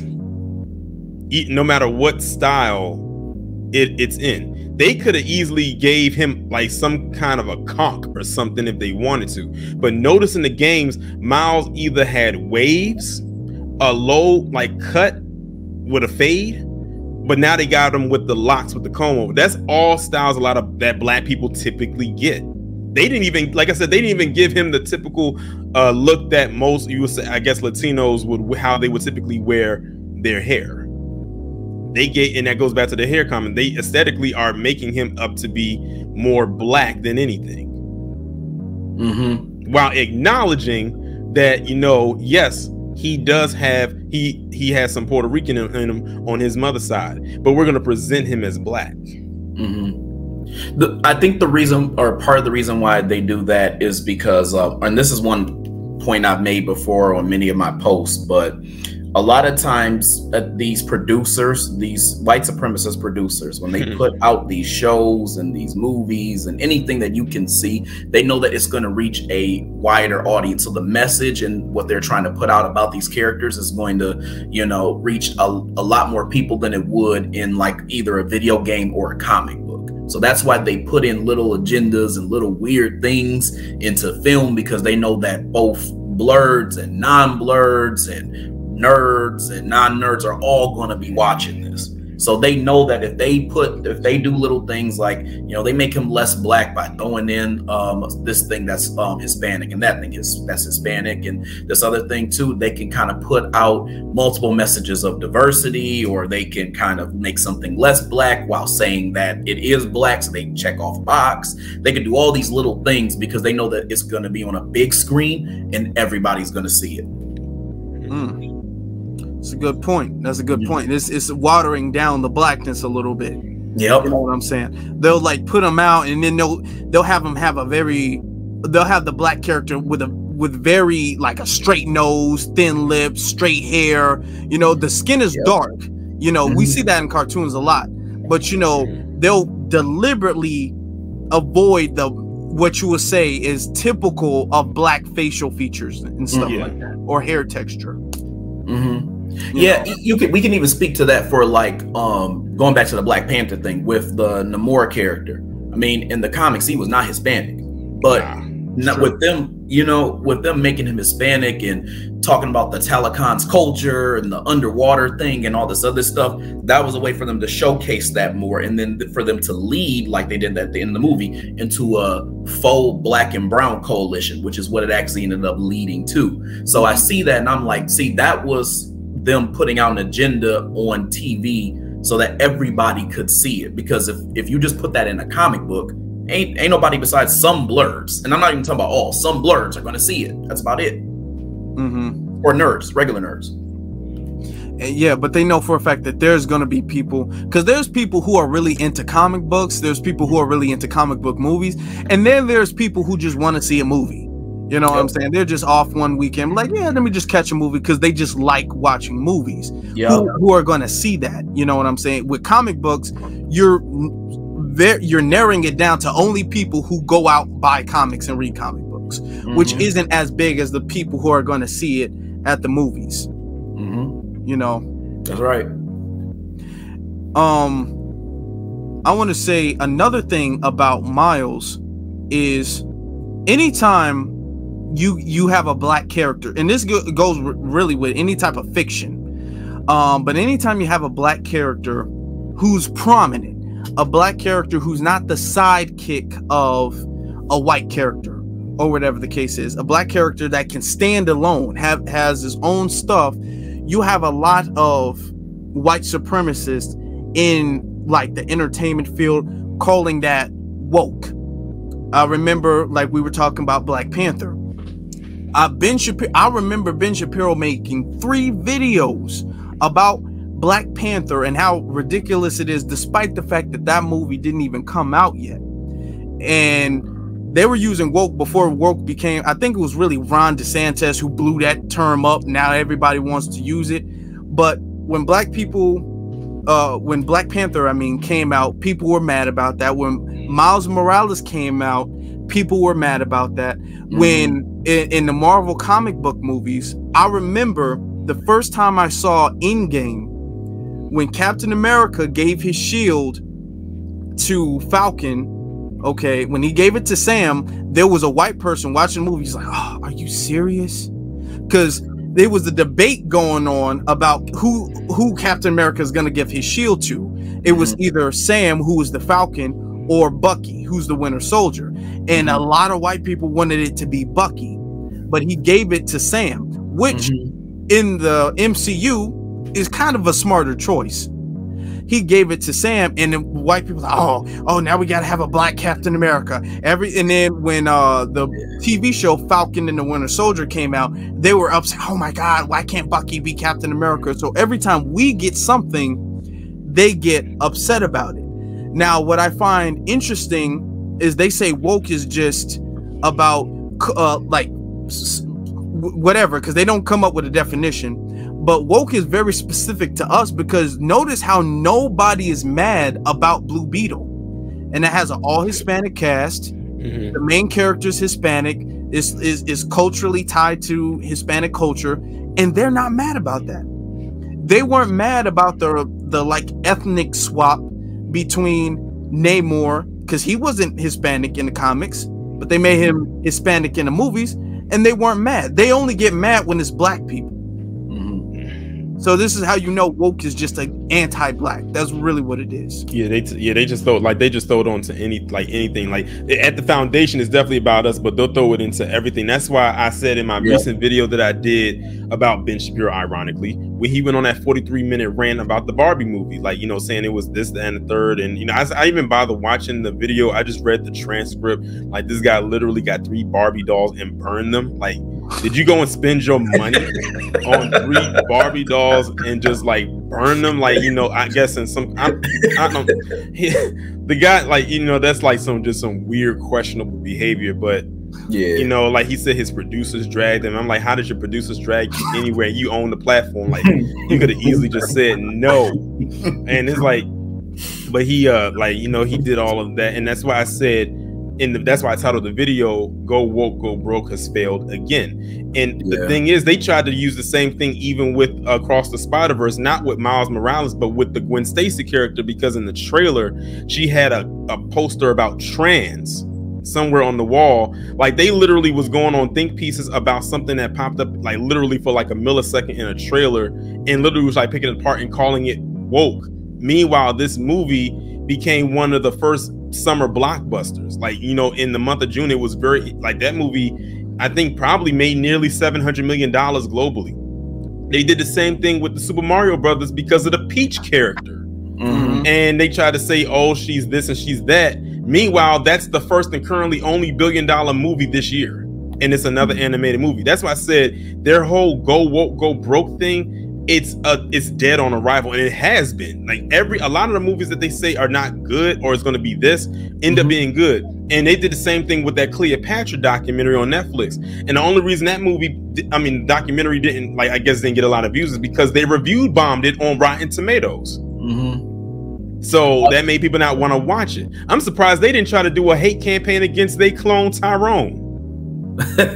I still gotta see that. That was actually a good movie, by the way. You should see it. I can't wait to see what you have to say. I know you gonna have something to say about it. Most def. Yeah, I was gonna review it. I think somebody, like, actually on one of my posts or stories asked if I could review it. So I'm definitely actually gonna check it out either tonight or tomorrow. But what I was about to say, though, to your points, first of all, Ben Shapiro was just this like weird white supremacist who gets off on debating kids in college. Like, I don't know what's up with this dude. But anyway, when it comes to like the word woke, just in definition, it's anti-black for them to use in the way they do, because the real definition of woke is a certain awakening of black people to understand their history and who they are. That's what it was originally meant for. So it's already kind of a mockery to even, you know, take that definition and use it to really mean anything that's not a white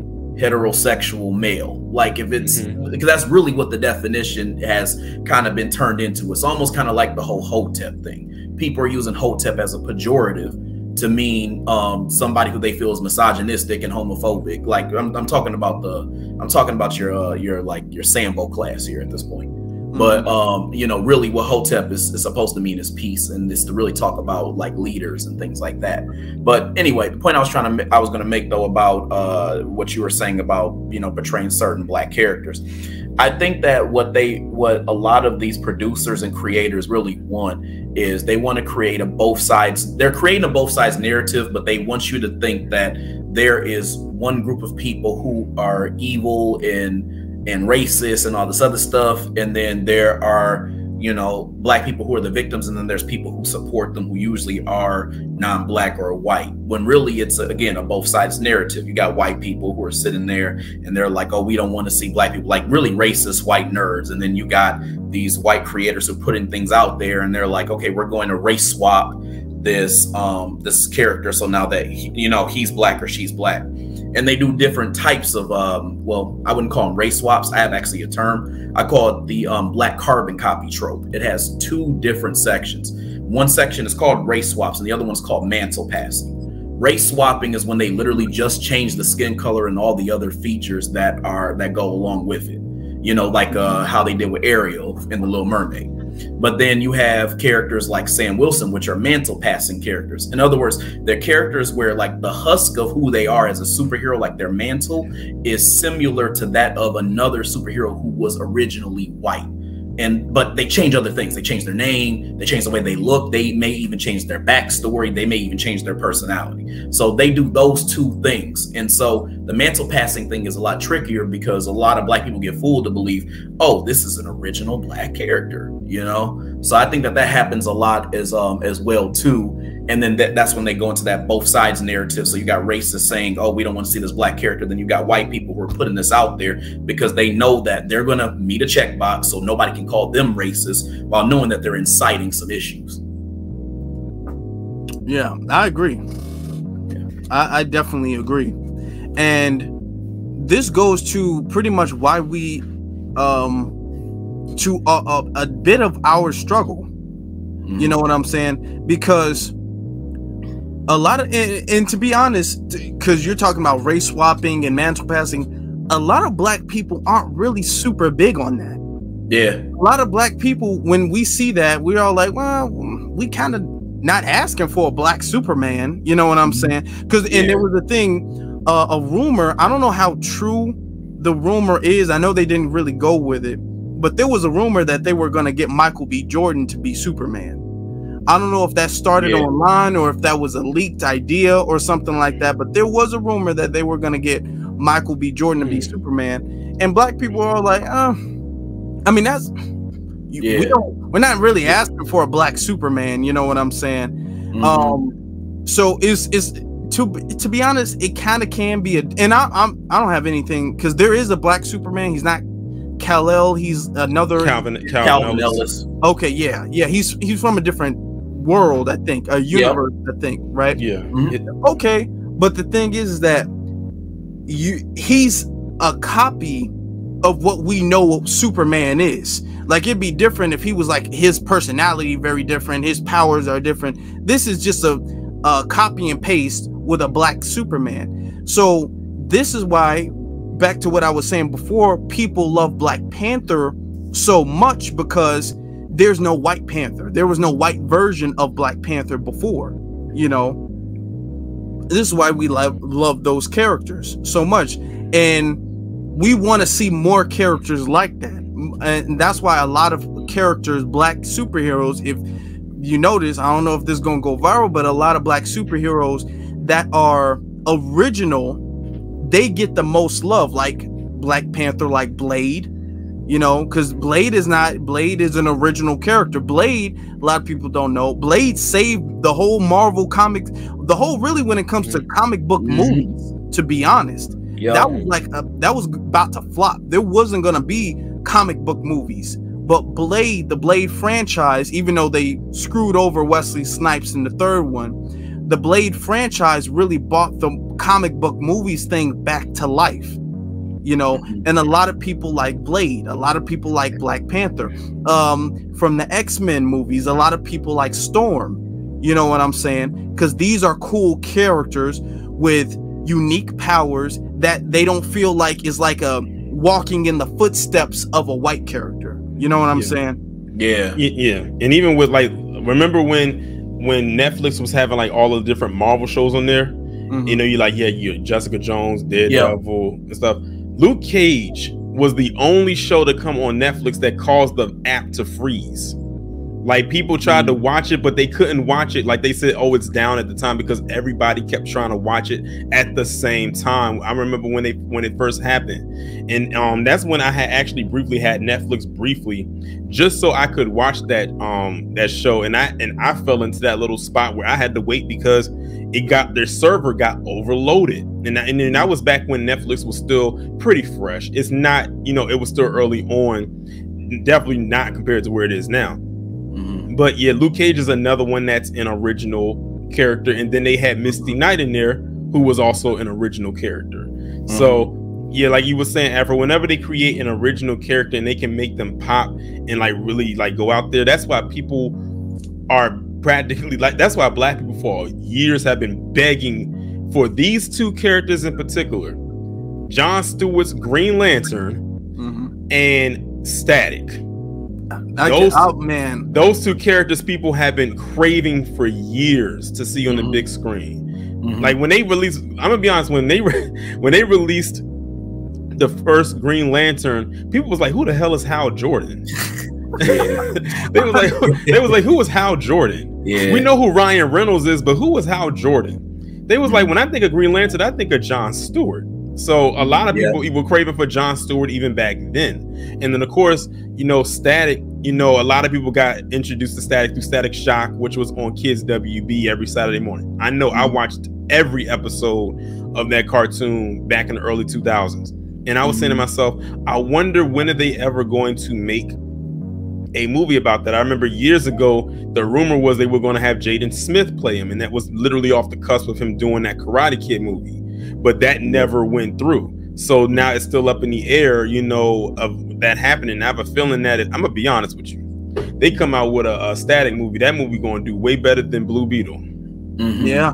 Because again, it's going back to a character that people have been craving for so long. A lot of people wasn't checking for, I'm gonna be honest, we're not checking for a Blue Beetle like that, because a lot of people don't know who that character is. People know who Virgil Hawkins is, aka Static. So a lot of people are going like and the thing is with technology now, that it can easily be made. Like that would be dope to see. And could you imagine that if they had a crossover with Black Lightning? Because a lot of people always made that connection between the two characters, thinking that Static was related or his son. They're like, no, they're two different characters from two different spaces. They just happen to have the same type of power. But to have them, if they ever had them combine and come together, that would be dope to see on screen, especially since Black Lightning is an older character and you have Static being a more newer character. So they could be like almost like a mentor type of thing, you know, someone who's been in it longer. That would be a dope. I'm writing a script in my head right now. I'm writing a script in my head right now. And then on top of that, you know, Black Lightning has his daughters. So that would be dope, like to even like, you know, have all of that even come together and they can create a universe just like expand off of that. And if they wanted to bring a Black female character in, bring in Vixen. That's another character they've been like kind of like, you know, shying away from for a while. I think she briefly had a small little show, but it didn't go very far. But I think she has a dope ability. Like she literally, you know, she can with the animals. So I think that's pretty interesting with her character. She's out in nature. She's in the wilderness. Yeah, there's a lot of like Black DC characters because they could also do what's his face, Icon. Yeah, they could also which is their version of Superman. Yeah, they could also do Nubia. You know, Bumblebee, Mr. Terrific. Yeah, Mr. Terrific, Rocket, which is basically Icon's sidekick, Rocket. We're gonna have to say redo for Mr. Terrific because I saw the Arrow version of it and I was very, very disappointed. Yeah, I know, it was a letdown. yeah, very much so. This is the thing that I wanted to kind of go back to your statement, Afro, when you was talking about, you know, how a lot of us, we really aren't checking for when they do these race swaps or mantle passes. Like, it's not just something we're checking for. I think we should even take it a step further. We should almost be insulted because really what they're doing, even when they make those characters, a lot of times, not every time, but a lot of times, is they actually are stealing from our culture when they actually make that original white character. I mean, just think about the Superman character. I mean, you have like this idea that he has a Hebrew name. He has a pyramid on his chest that's upside down with a snake in it that looks like an S.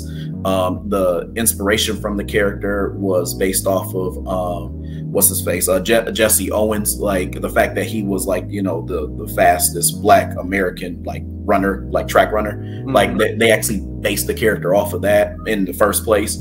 And then he gets his power from the sun. And then he has like, there's this god who's on the planet Krypton called Ra-O. I think that's how you say his name. And it's kind of similar to Ra, like the Egyptian Ra. So I'm bringing all these things up to say that there's all these parts of Black or African lore that white people already are taking out and like repackaging. I call it like almost a double or a reverse repackaging method, and they make them a white character, and then to go back later and say, oh, okay, we'll swap this person to a Black character, as if we're unaware where they got this stuff from in the first place. Like we should almost be insulted, in my opinion, because it's like you already got this from our culture. Then you try to act like we're stupid and we don't really know where this came from, and then just give us something Black. You know, because apparently we believe that there's never been a Black version of it when that's where it came from in the first place. They do that a lot with race swaps. I always tell people, look out for those race swap characters, because it's the same thing with Little Mermaid, you know, like the same thing with like a lot of these other like things inside and outside of comics. Yeah, that, for instance, and to make a perfect example of that, we can look at X-Men. A lot of the inspiration of X-Men, even Stan Lee admitted this. Stan Lee was like, well, I got the inspiration of X-Men from the civil rights movement. You know, how Black people were discriminated against. And he said his version, it was like the characters of Professor X and Magneto were like almost forms of Dr. King and Malcolm X.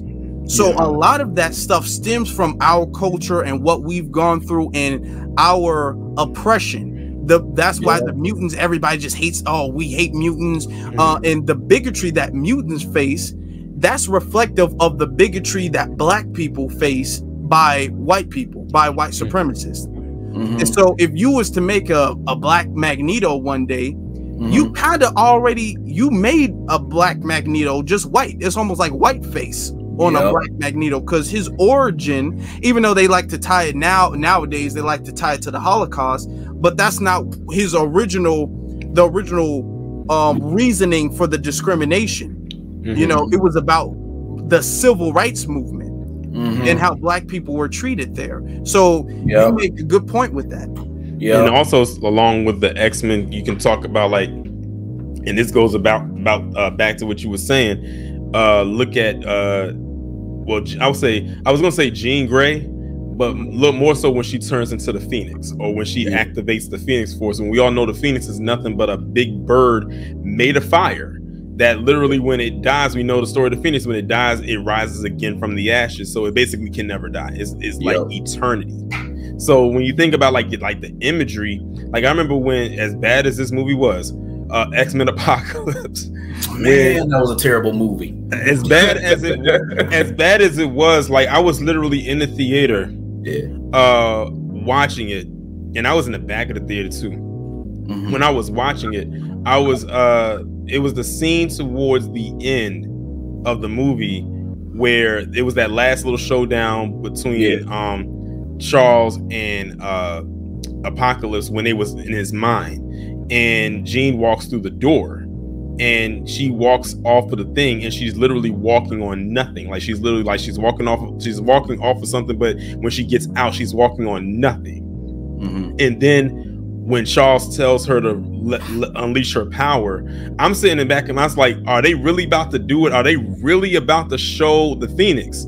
And all of a sudden she stands her arms out and then the Phoenix comes out. And I'm gonna be honest, as crazy as whack as that whole movie was, that part is the part that actually grabbed me, because that was the first time we actually saw the Phoenix look like the Phoenix. Like how it was represented, how it was drawn in the comics and in the cartoon, which was the best version of the Phoenix saga ever put on screen, in my honest opinion. And I'm hopefully they will stop doing them Phoenix movies, because it takes multiple movies to lead up to that. So you got to kind of do it like how they did with the Thanos saga and lead up to that. And whenever they bring the X-Men in. But when I look at that imagery, I was like, that looks like it's something that came straight out of Africa or Egypt somewhere. Just looking at that imagery right there of a bird made of fire that can just fly and go into the sun just to get energy and then come back rejuvenated. So it also, like, with Superman, he gets his powers from the sun. Like, if he needs to recharge, he goes out to the sun, maybe fly into the sun and come back. And we all know when it comes to vitamin D, black people will just go out in the sun and just like let the melanin activate. Unlike some others who that happens to them, is like, I'm burning right now. So that was just an observation that I had made when it came to that movie, as bad as it was. I was gonna say, it's so interesting you brought that up, because I would say like two things. One, the Apocalypse character himself is kind of based around in Egyptian culture, so that's one thing to observe, just the character. The second thing is, even Wolverine himself has ties to blackness to some extent, because if you look at the character, he actually was based off of Ogun, who was, the god of metalwork. And so if you look at, he has like those three like claws, and then Ogun also had those like machetes. But then also look too, there was a guy who actually it was a karate sensei or something like that, and he actually taught Wolverine everything that he knew, and I think his name actually was Ogun. Yeah, in the comics. So I look at that and I'm like, that wasn't like an accident. They did that on purpose. So even he has ties himself to like blackness. Yeah. And I mean, it goes to show how far really and how important our culture is to a lot of this stuff. Like and Stan Lee would admit this. Stan Lee, like for instance, another one is the Hulk, right? You know how the Hulk is always being targeted by the government. And no matter how good the Hulk does, how many times the Hulk saves the day, the government is always targeting and trying to chase after the Hulk. At least originally, like I remember when the cartoons used to be like the government just hated the Hulk. Nowadays, it's different in the way they depict him in cartoons. But back in the day, every time the Hulk would come out, you'd have tanks and helicopters and all that trying to get the Hulk. You can say to a degree that's almost like how no matter how good we do for America, no matter how many wars we fight and how many times we save America, we're always going to be the targets to a degree. If you look at it beyond the surface level, you know what I'm saying? And that that's in a lot of different characters, and not just characters, comic book events and stuff like that too. You get one thing I also wanted to mention up was how they depict relationships in the comics, because remember, it was a big deal when they had T'Challa marry Storm. You have the king of Wakanda, who's also a superhero. Then you have a woman who is can control the weather. I still think to this day that she has like one of the dopest abilities like that. I always said, if anyone asked me like what kind of ability I would have, I said it would either be telekinesis or to be able to control the weather.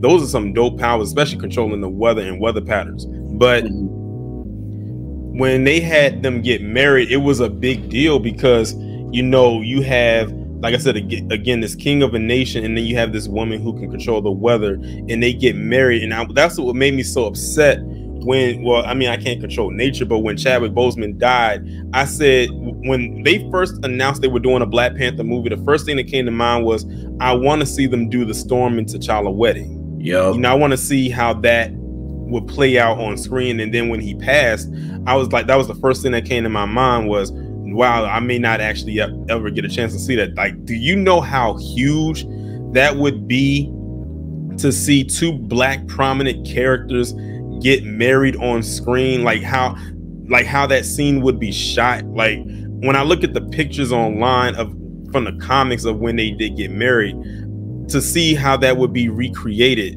on screen, it would be amazing, especially since, you know, nowadays a lot of the times it's a lot of forced, I would say, interracial relationships. Yeah. So that would have been dope to see, and I think one of the reasons, and also I hated when they annulled the marriage. Like, they did that completely distastefully for whatever reason it was. I mean, I think we pretty much know why, but they tried to make it seem like it was cliche, like, oh, you got this Black character and this Black character and they just get married. But I said, it's really not that cliche when you think about it. Yeah, you know, one of the things that really just pissed me off really about the Black Panther series is just the way they set that up. They set that up real janky. So let's go back and look at it. They were positioning T'Challa's character with the character Nakia. If you look at the history of the Nakia character in the comics, Nakia was this real batshit crazy chick who was obsessed with T'Challa. And like, sometimes she would want to kill him, sometimes she would want to love on him. But then in the movie, they made her, you know, just a regular love interest. So I already was like not feeling it from that standpoint. Now, of course, we can't control the fact that he passed away and whatnot. But what I don't like is that the way they went about it, they not only did not allow us to actually see that marriage that you're talking about between him and Storm, they also reduced his legacy to the point where he really has the legacy of a baby daddy at this point. Because if you look at it, like, he has this child that he had out of wedlock. It's not really clear if he married Nakia or anything like that, but he definitely had a baby with her, right? So the way I see it is they kind of squandered all of that by even having him in a relationship with Nakia in the first place. The only way they even really could have rectified that is if the son that he had with Nakia ended up being T'Challa, and then there was a Storm that was going to come later, and like, if they, you know, advanced time and all this other stuff, and then they got together. That is the only thing that I could have possibly seen as like a way for them to kind of make that work, if they didn't like have a replacement, or if they didn't have like another version of T'Challa come from another universe. That was the only other thing that they could have done, and they ruined that totally. Yeah, at this point, because in the movie, I think the character is about maybe what, 8? Yeah. I think it is. The character's 8 years old. Yeah. So unless they do some type of event that ages him very quickly, so he's an adult in comparison to everybody else, you know, because when they introduce the X-Men, they're not going to introduce them as children. They're going to introduce them as fully grown adults, and there's going to be a huge age gap between Storm and T'Challa by the time he becomes an adult, because in the movie they renamed the kid T'Challa. So T'Challa Jr., you know, there's going to be a huge age gap unless he goes through some type of thing where he adults and advances in his age, exactly, right then and there. Sort of like how they did with episode 2 of Star Wars, how they just grew Anakin up. Like, we just saw him, he was this little kid, and now we see him, he's like a teenager. So like, I think that's probably what I even broke down how I think they're going to do the third one, just based off of how the story was going with the second one. I think what it's going to is, and it's all going to stem from you know, because at the end, Okoye saves Agent Ross out of that van, but we don't know where she took him. And I think that the third Black Panther movie is going to be, I think they should call it the War for Wakanda, where the outside world is going to try to invade Wakanda to get the resources, and they got to now fight against the outside world to protect and preserve. And then somehow, some way, when you remember what Namor said at the end, that they're going to find, Shuri she's over this nation, but she really is by herself, you know, running it.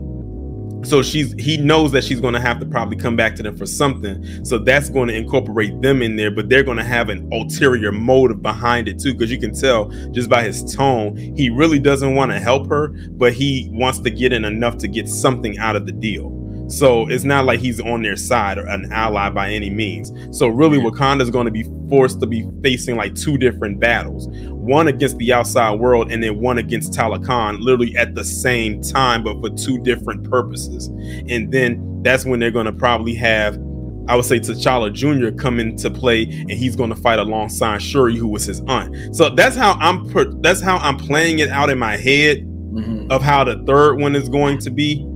I don't know what the future holds. They don't know what the future holds at this point with all these delays, but that's just how it's playing out in my head right now. Yeah, I kind of gave up hope. I didn't even try to plan it out. You got further than me, because at the point where they did what they did, I was through. I was like, this series is garbage now. I can't watch it. Yeah, I was disappointed. And the thing is that I was always on the they should recast T'Challa. I was all ever since, and I thought that, like, at first I was like, is that disrespectful? I don't know if that's, and then I'm all like, I don't really know if they can find a way. I believe that they could find a way to do it. Especially, I'm like, oh, you guys have the multiverse now. You guys introduced that with Spider-Man, you know, and then y'all had Loki, and there's different versions. Oh, y'all can just pull him from another multiverse that doesn't have a Wakanda, and brand new actor. You can still be respectful to Chadwick, and we can still have a T'Challa. That way he can marry Storm. He can still go on. He can do the Skrull invasion, because a lot of people don't know that the Skrulls invaded Wakanda, and the Black Panther had to fight off the Skrulls, and we're not going to be able to see that, you know, if there's no Black Panther. So I'm like, oh, you can do it that way. And they still decided not to do that. You know, they still decided to keep Shuri as the Black Panther. So I'm all like, okay, there's gotta, because the thing is that in the comic books, because there was a lot of argument, oh, well, Shuri, she became the Black Panther in the comic books. I'm all like, first off, that was for a very brief moment, because people didn't really like that in the comic books. You know, those. And number two is the fact that the Shuri from the comic books is very different from the Shuri from the movies. I don't think when you watch the first Black Panther movie, and when you watch, because she was in Infinity War, I don't think Marvel ever planned for her to be Black Panther. Her character just doesn't seem designed to be the leader of Wakanda. I think she was always supposed to be this kind of genius, kind of smart aleck sister. I think that was what her, and that was cool. But you know, you're gonna make, I'm like, this, it just doesn't fit to me. I thought they should have did it better that way. With the son, they need to do something to fix it now, because for the second movie to do worse than the first movie is a bad sign. Yeah, I feel like the argument about Shuri being Black Panther and that being justified is only something that Shea Butter Samba class like makes. Yeah. I call them that's the group of black women who be on some like off code stuff. That's what I call them. A lot of them make that comment because a lot of people had issues with the fact that the black male presence was erased from the movie. But really, let's just keep it a buck. I mean, like, Shuri really was only interim Black Panther in the comics, right? So I mean, she, like you said, she really was never meant to be the actual Black Panther, or probably even the Star. I also was in the same like boat as you, where I said they really need to recast this character, because to me they could have gotten another like black actor who really could have just done well with the character to actually replace him. I mean, they could have literally gotten Damson Idris. They could have gotten the dude who played, I think was Daniel in Insecure. I can't think of the dude's name right now. They could have got my man who played Black Manta in Aquaman to play him. Well, I forget what his name is. Abdul Mateen something, like that guy. I mean, even if they wanted to go FBA, they could have gotten Trevante Rhodes to play him. I mean, there's a lot of people they could have gotten to play this character.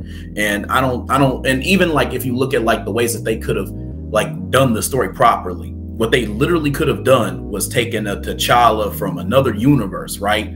He came in and he was trying to, you know, do the job that this old T'Challa was doing, right? So he's trying to fit into this universe and he doesn't know like how he ended up there and all this other stuff. And that could have been a good segue into him being with Storm too, because we could have found that this T'Challa doesn't really have the same attraction to Nakia that the 616 T'Challa basically had. And there could have been a conflict between him and Shuri where he's trying to be Black Panther and he's trying to, like, you know, basically step up to the role that the T'Challa that universe had, and Shuri's upset with him. She's like, "You're not my brother," or something. Like, it could have been like that type of thing. I could have seen that like really like take off, but it just didn't. Yeah, and that adds for a lot of character development. That could have been a much better story. Mm-hmm. You know what I'm saying?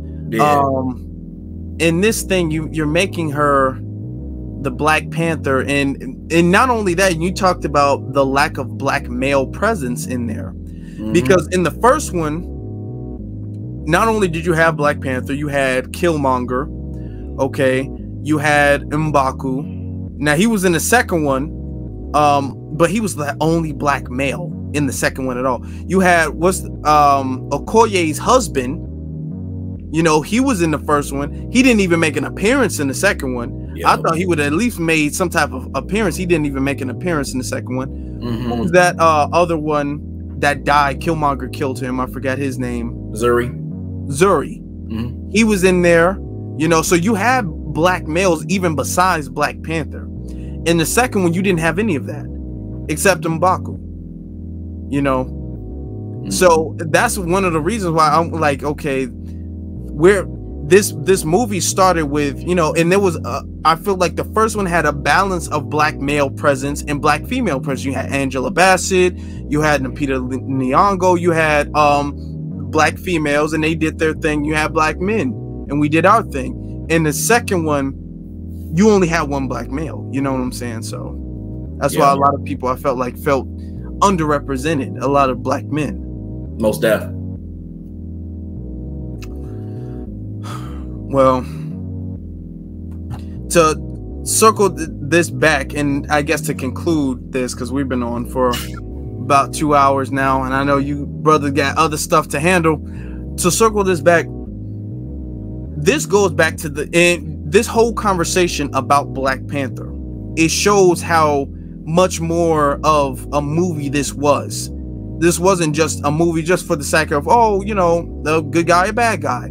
This movie had a very cultural aspect to it because of what the movie was, when the movie was placed, the environment that we were going through in that time, you know, the fact that it released during Black History Month, all of those things to make us tied to, and the fact that we've been tied to that character for the longest anyway. Anytime I've seen Black Panther be depicted in a cartoon, he was always depicted as this really cool, mysterious character.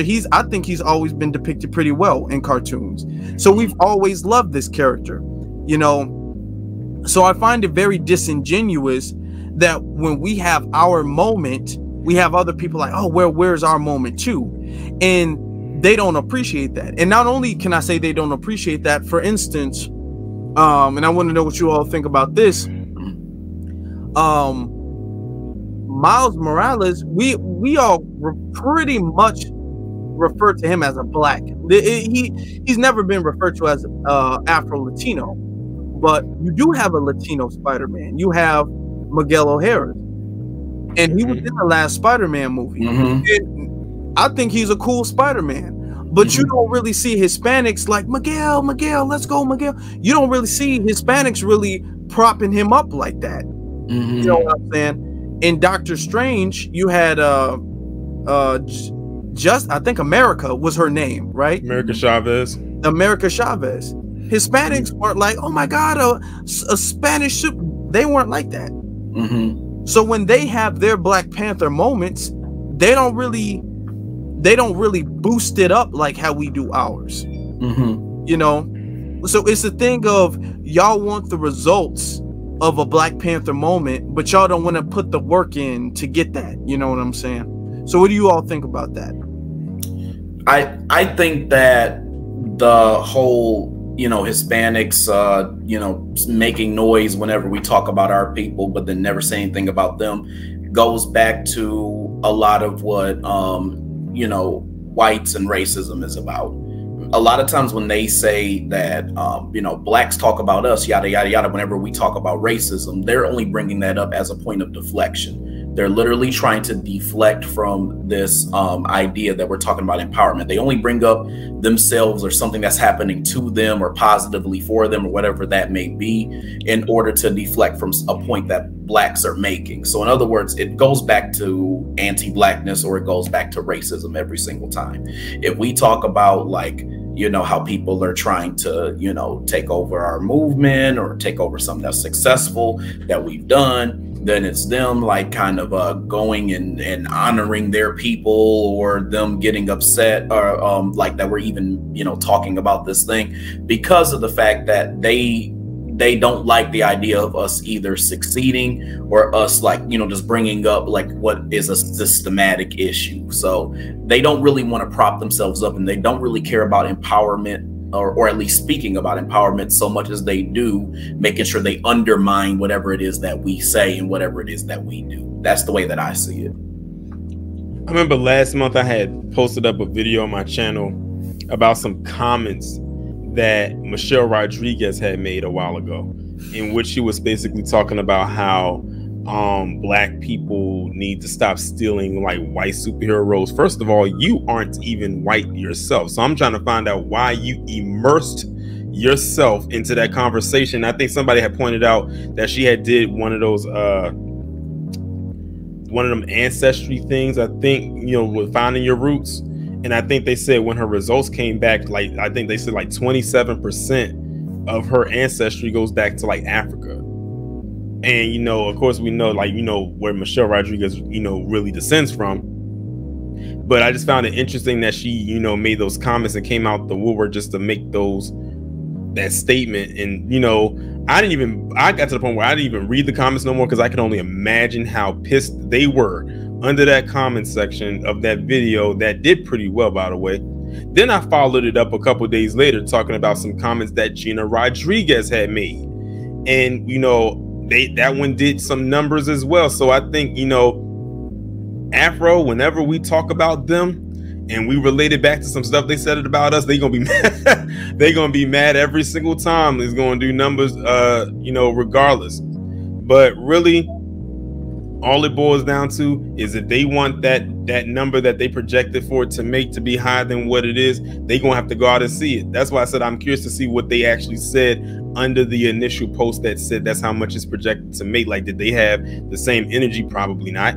But they gonna have to go and really support it. I'm gonna be honest with you. I actually want to see what this movie is about, because again, I don't really know too much about this character. And the thing is, this is not even saying the movie's going to be bad. That's just the money that cinema is going to make, you know. But if you wanted to actually project the numbers that you wanted to, you're going to have to go out and see it. And that's another reason why I'm going to go out there and see it too, because I'm going to read the room. I'm going to see who's in there.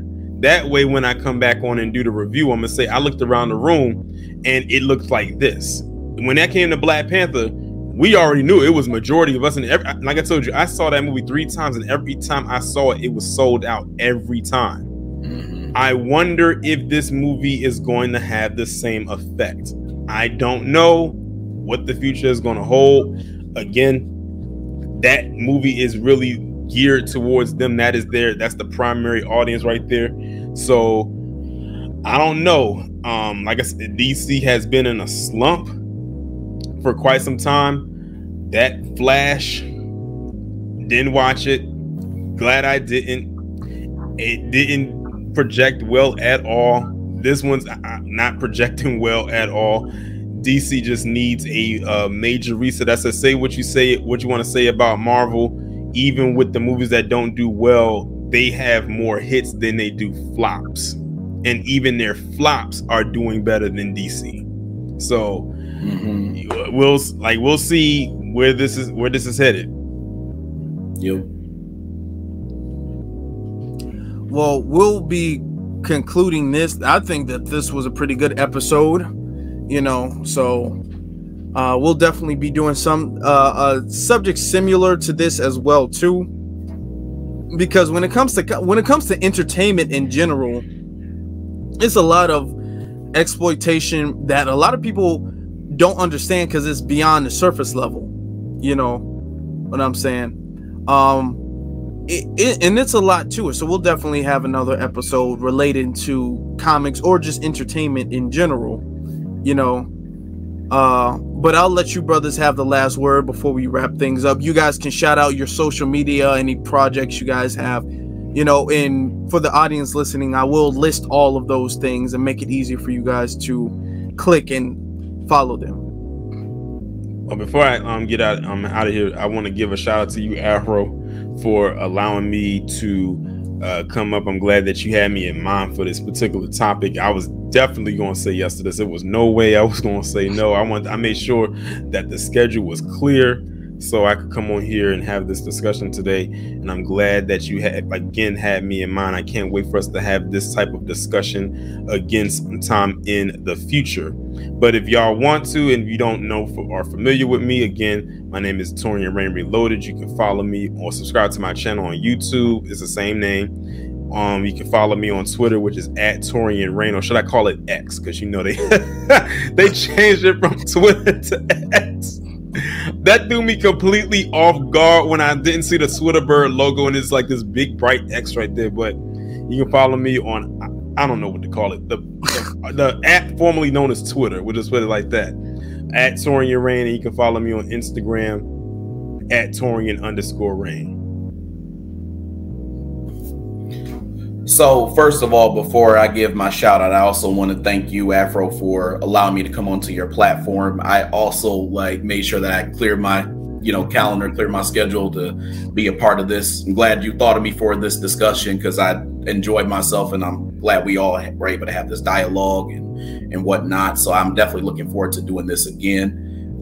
As far as who I am, once again, Cool Colas, as y'all know or have seen, I currently am writing my second book right now, and it's actually a book about tropes, but specifically tropes that deal with anti-Blackness in media. And I break them all down to basically a very fine point where you can understand all of the tropes that are actually happening in media, how to analyze them, and then what we can do to try to rectify this problem. And that book will be coming out later in the year. As far as following my social media handles, you can follow me @Colas Creative, and that's on Instagram. That is the main place where you'll be able to find me and interact with me. I also have a podcast called the Pro-Black Blurred Kingdom Podcast. It's active on Spotify. I don't think I said this earlier, but it's also active on Anchor. And then the last place where you can find it, and I'll be uploading videos here and there once I get an opportunity, is YouTube. So you can find me in all of those places. Well, thank you, brothers, for coming on.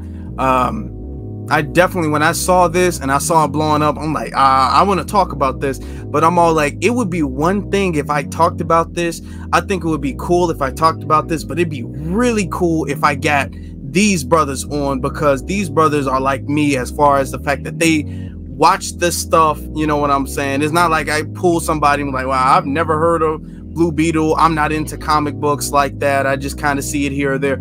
They watch this stuff, and they're also very black first in their thinking, so they're not going to be all like, well, you know what, I don't really see the difference, because to be honest, and we might have to have another conversation about this, in entertainment, when it comes to a lot of black people, they like to be colorblind in entertainment, so they ignore a lot of racism in comic books, in movies and stuff like that. Like, well, technically we're all the same people, so that might need to be another episode. But I want to thank you, brothers, for joining us this evening. I appreciate you all. If this is your first time listening, this is the Afro Elite Podcast. Make sure you follow. Also follow me on my YouTube, because I'm going to be uploading this on YouTube later on too, which is just Afro Elite on YouTube. Pretty much Afro Elite on all platforms. Brothers and sisters, thank you very much for listening.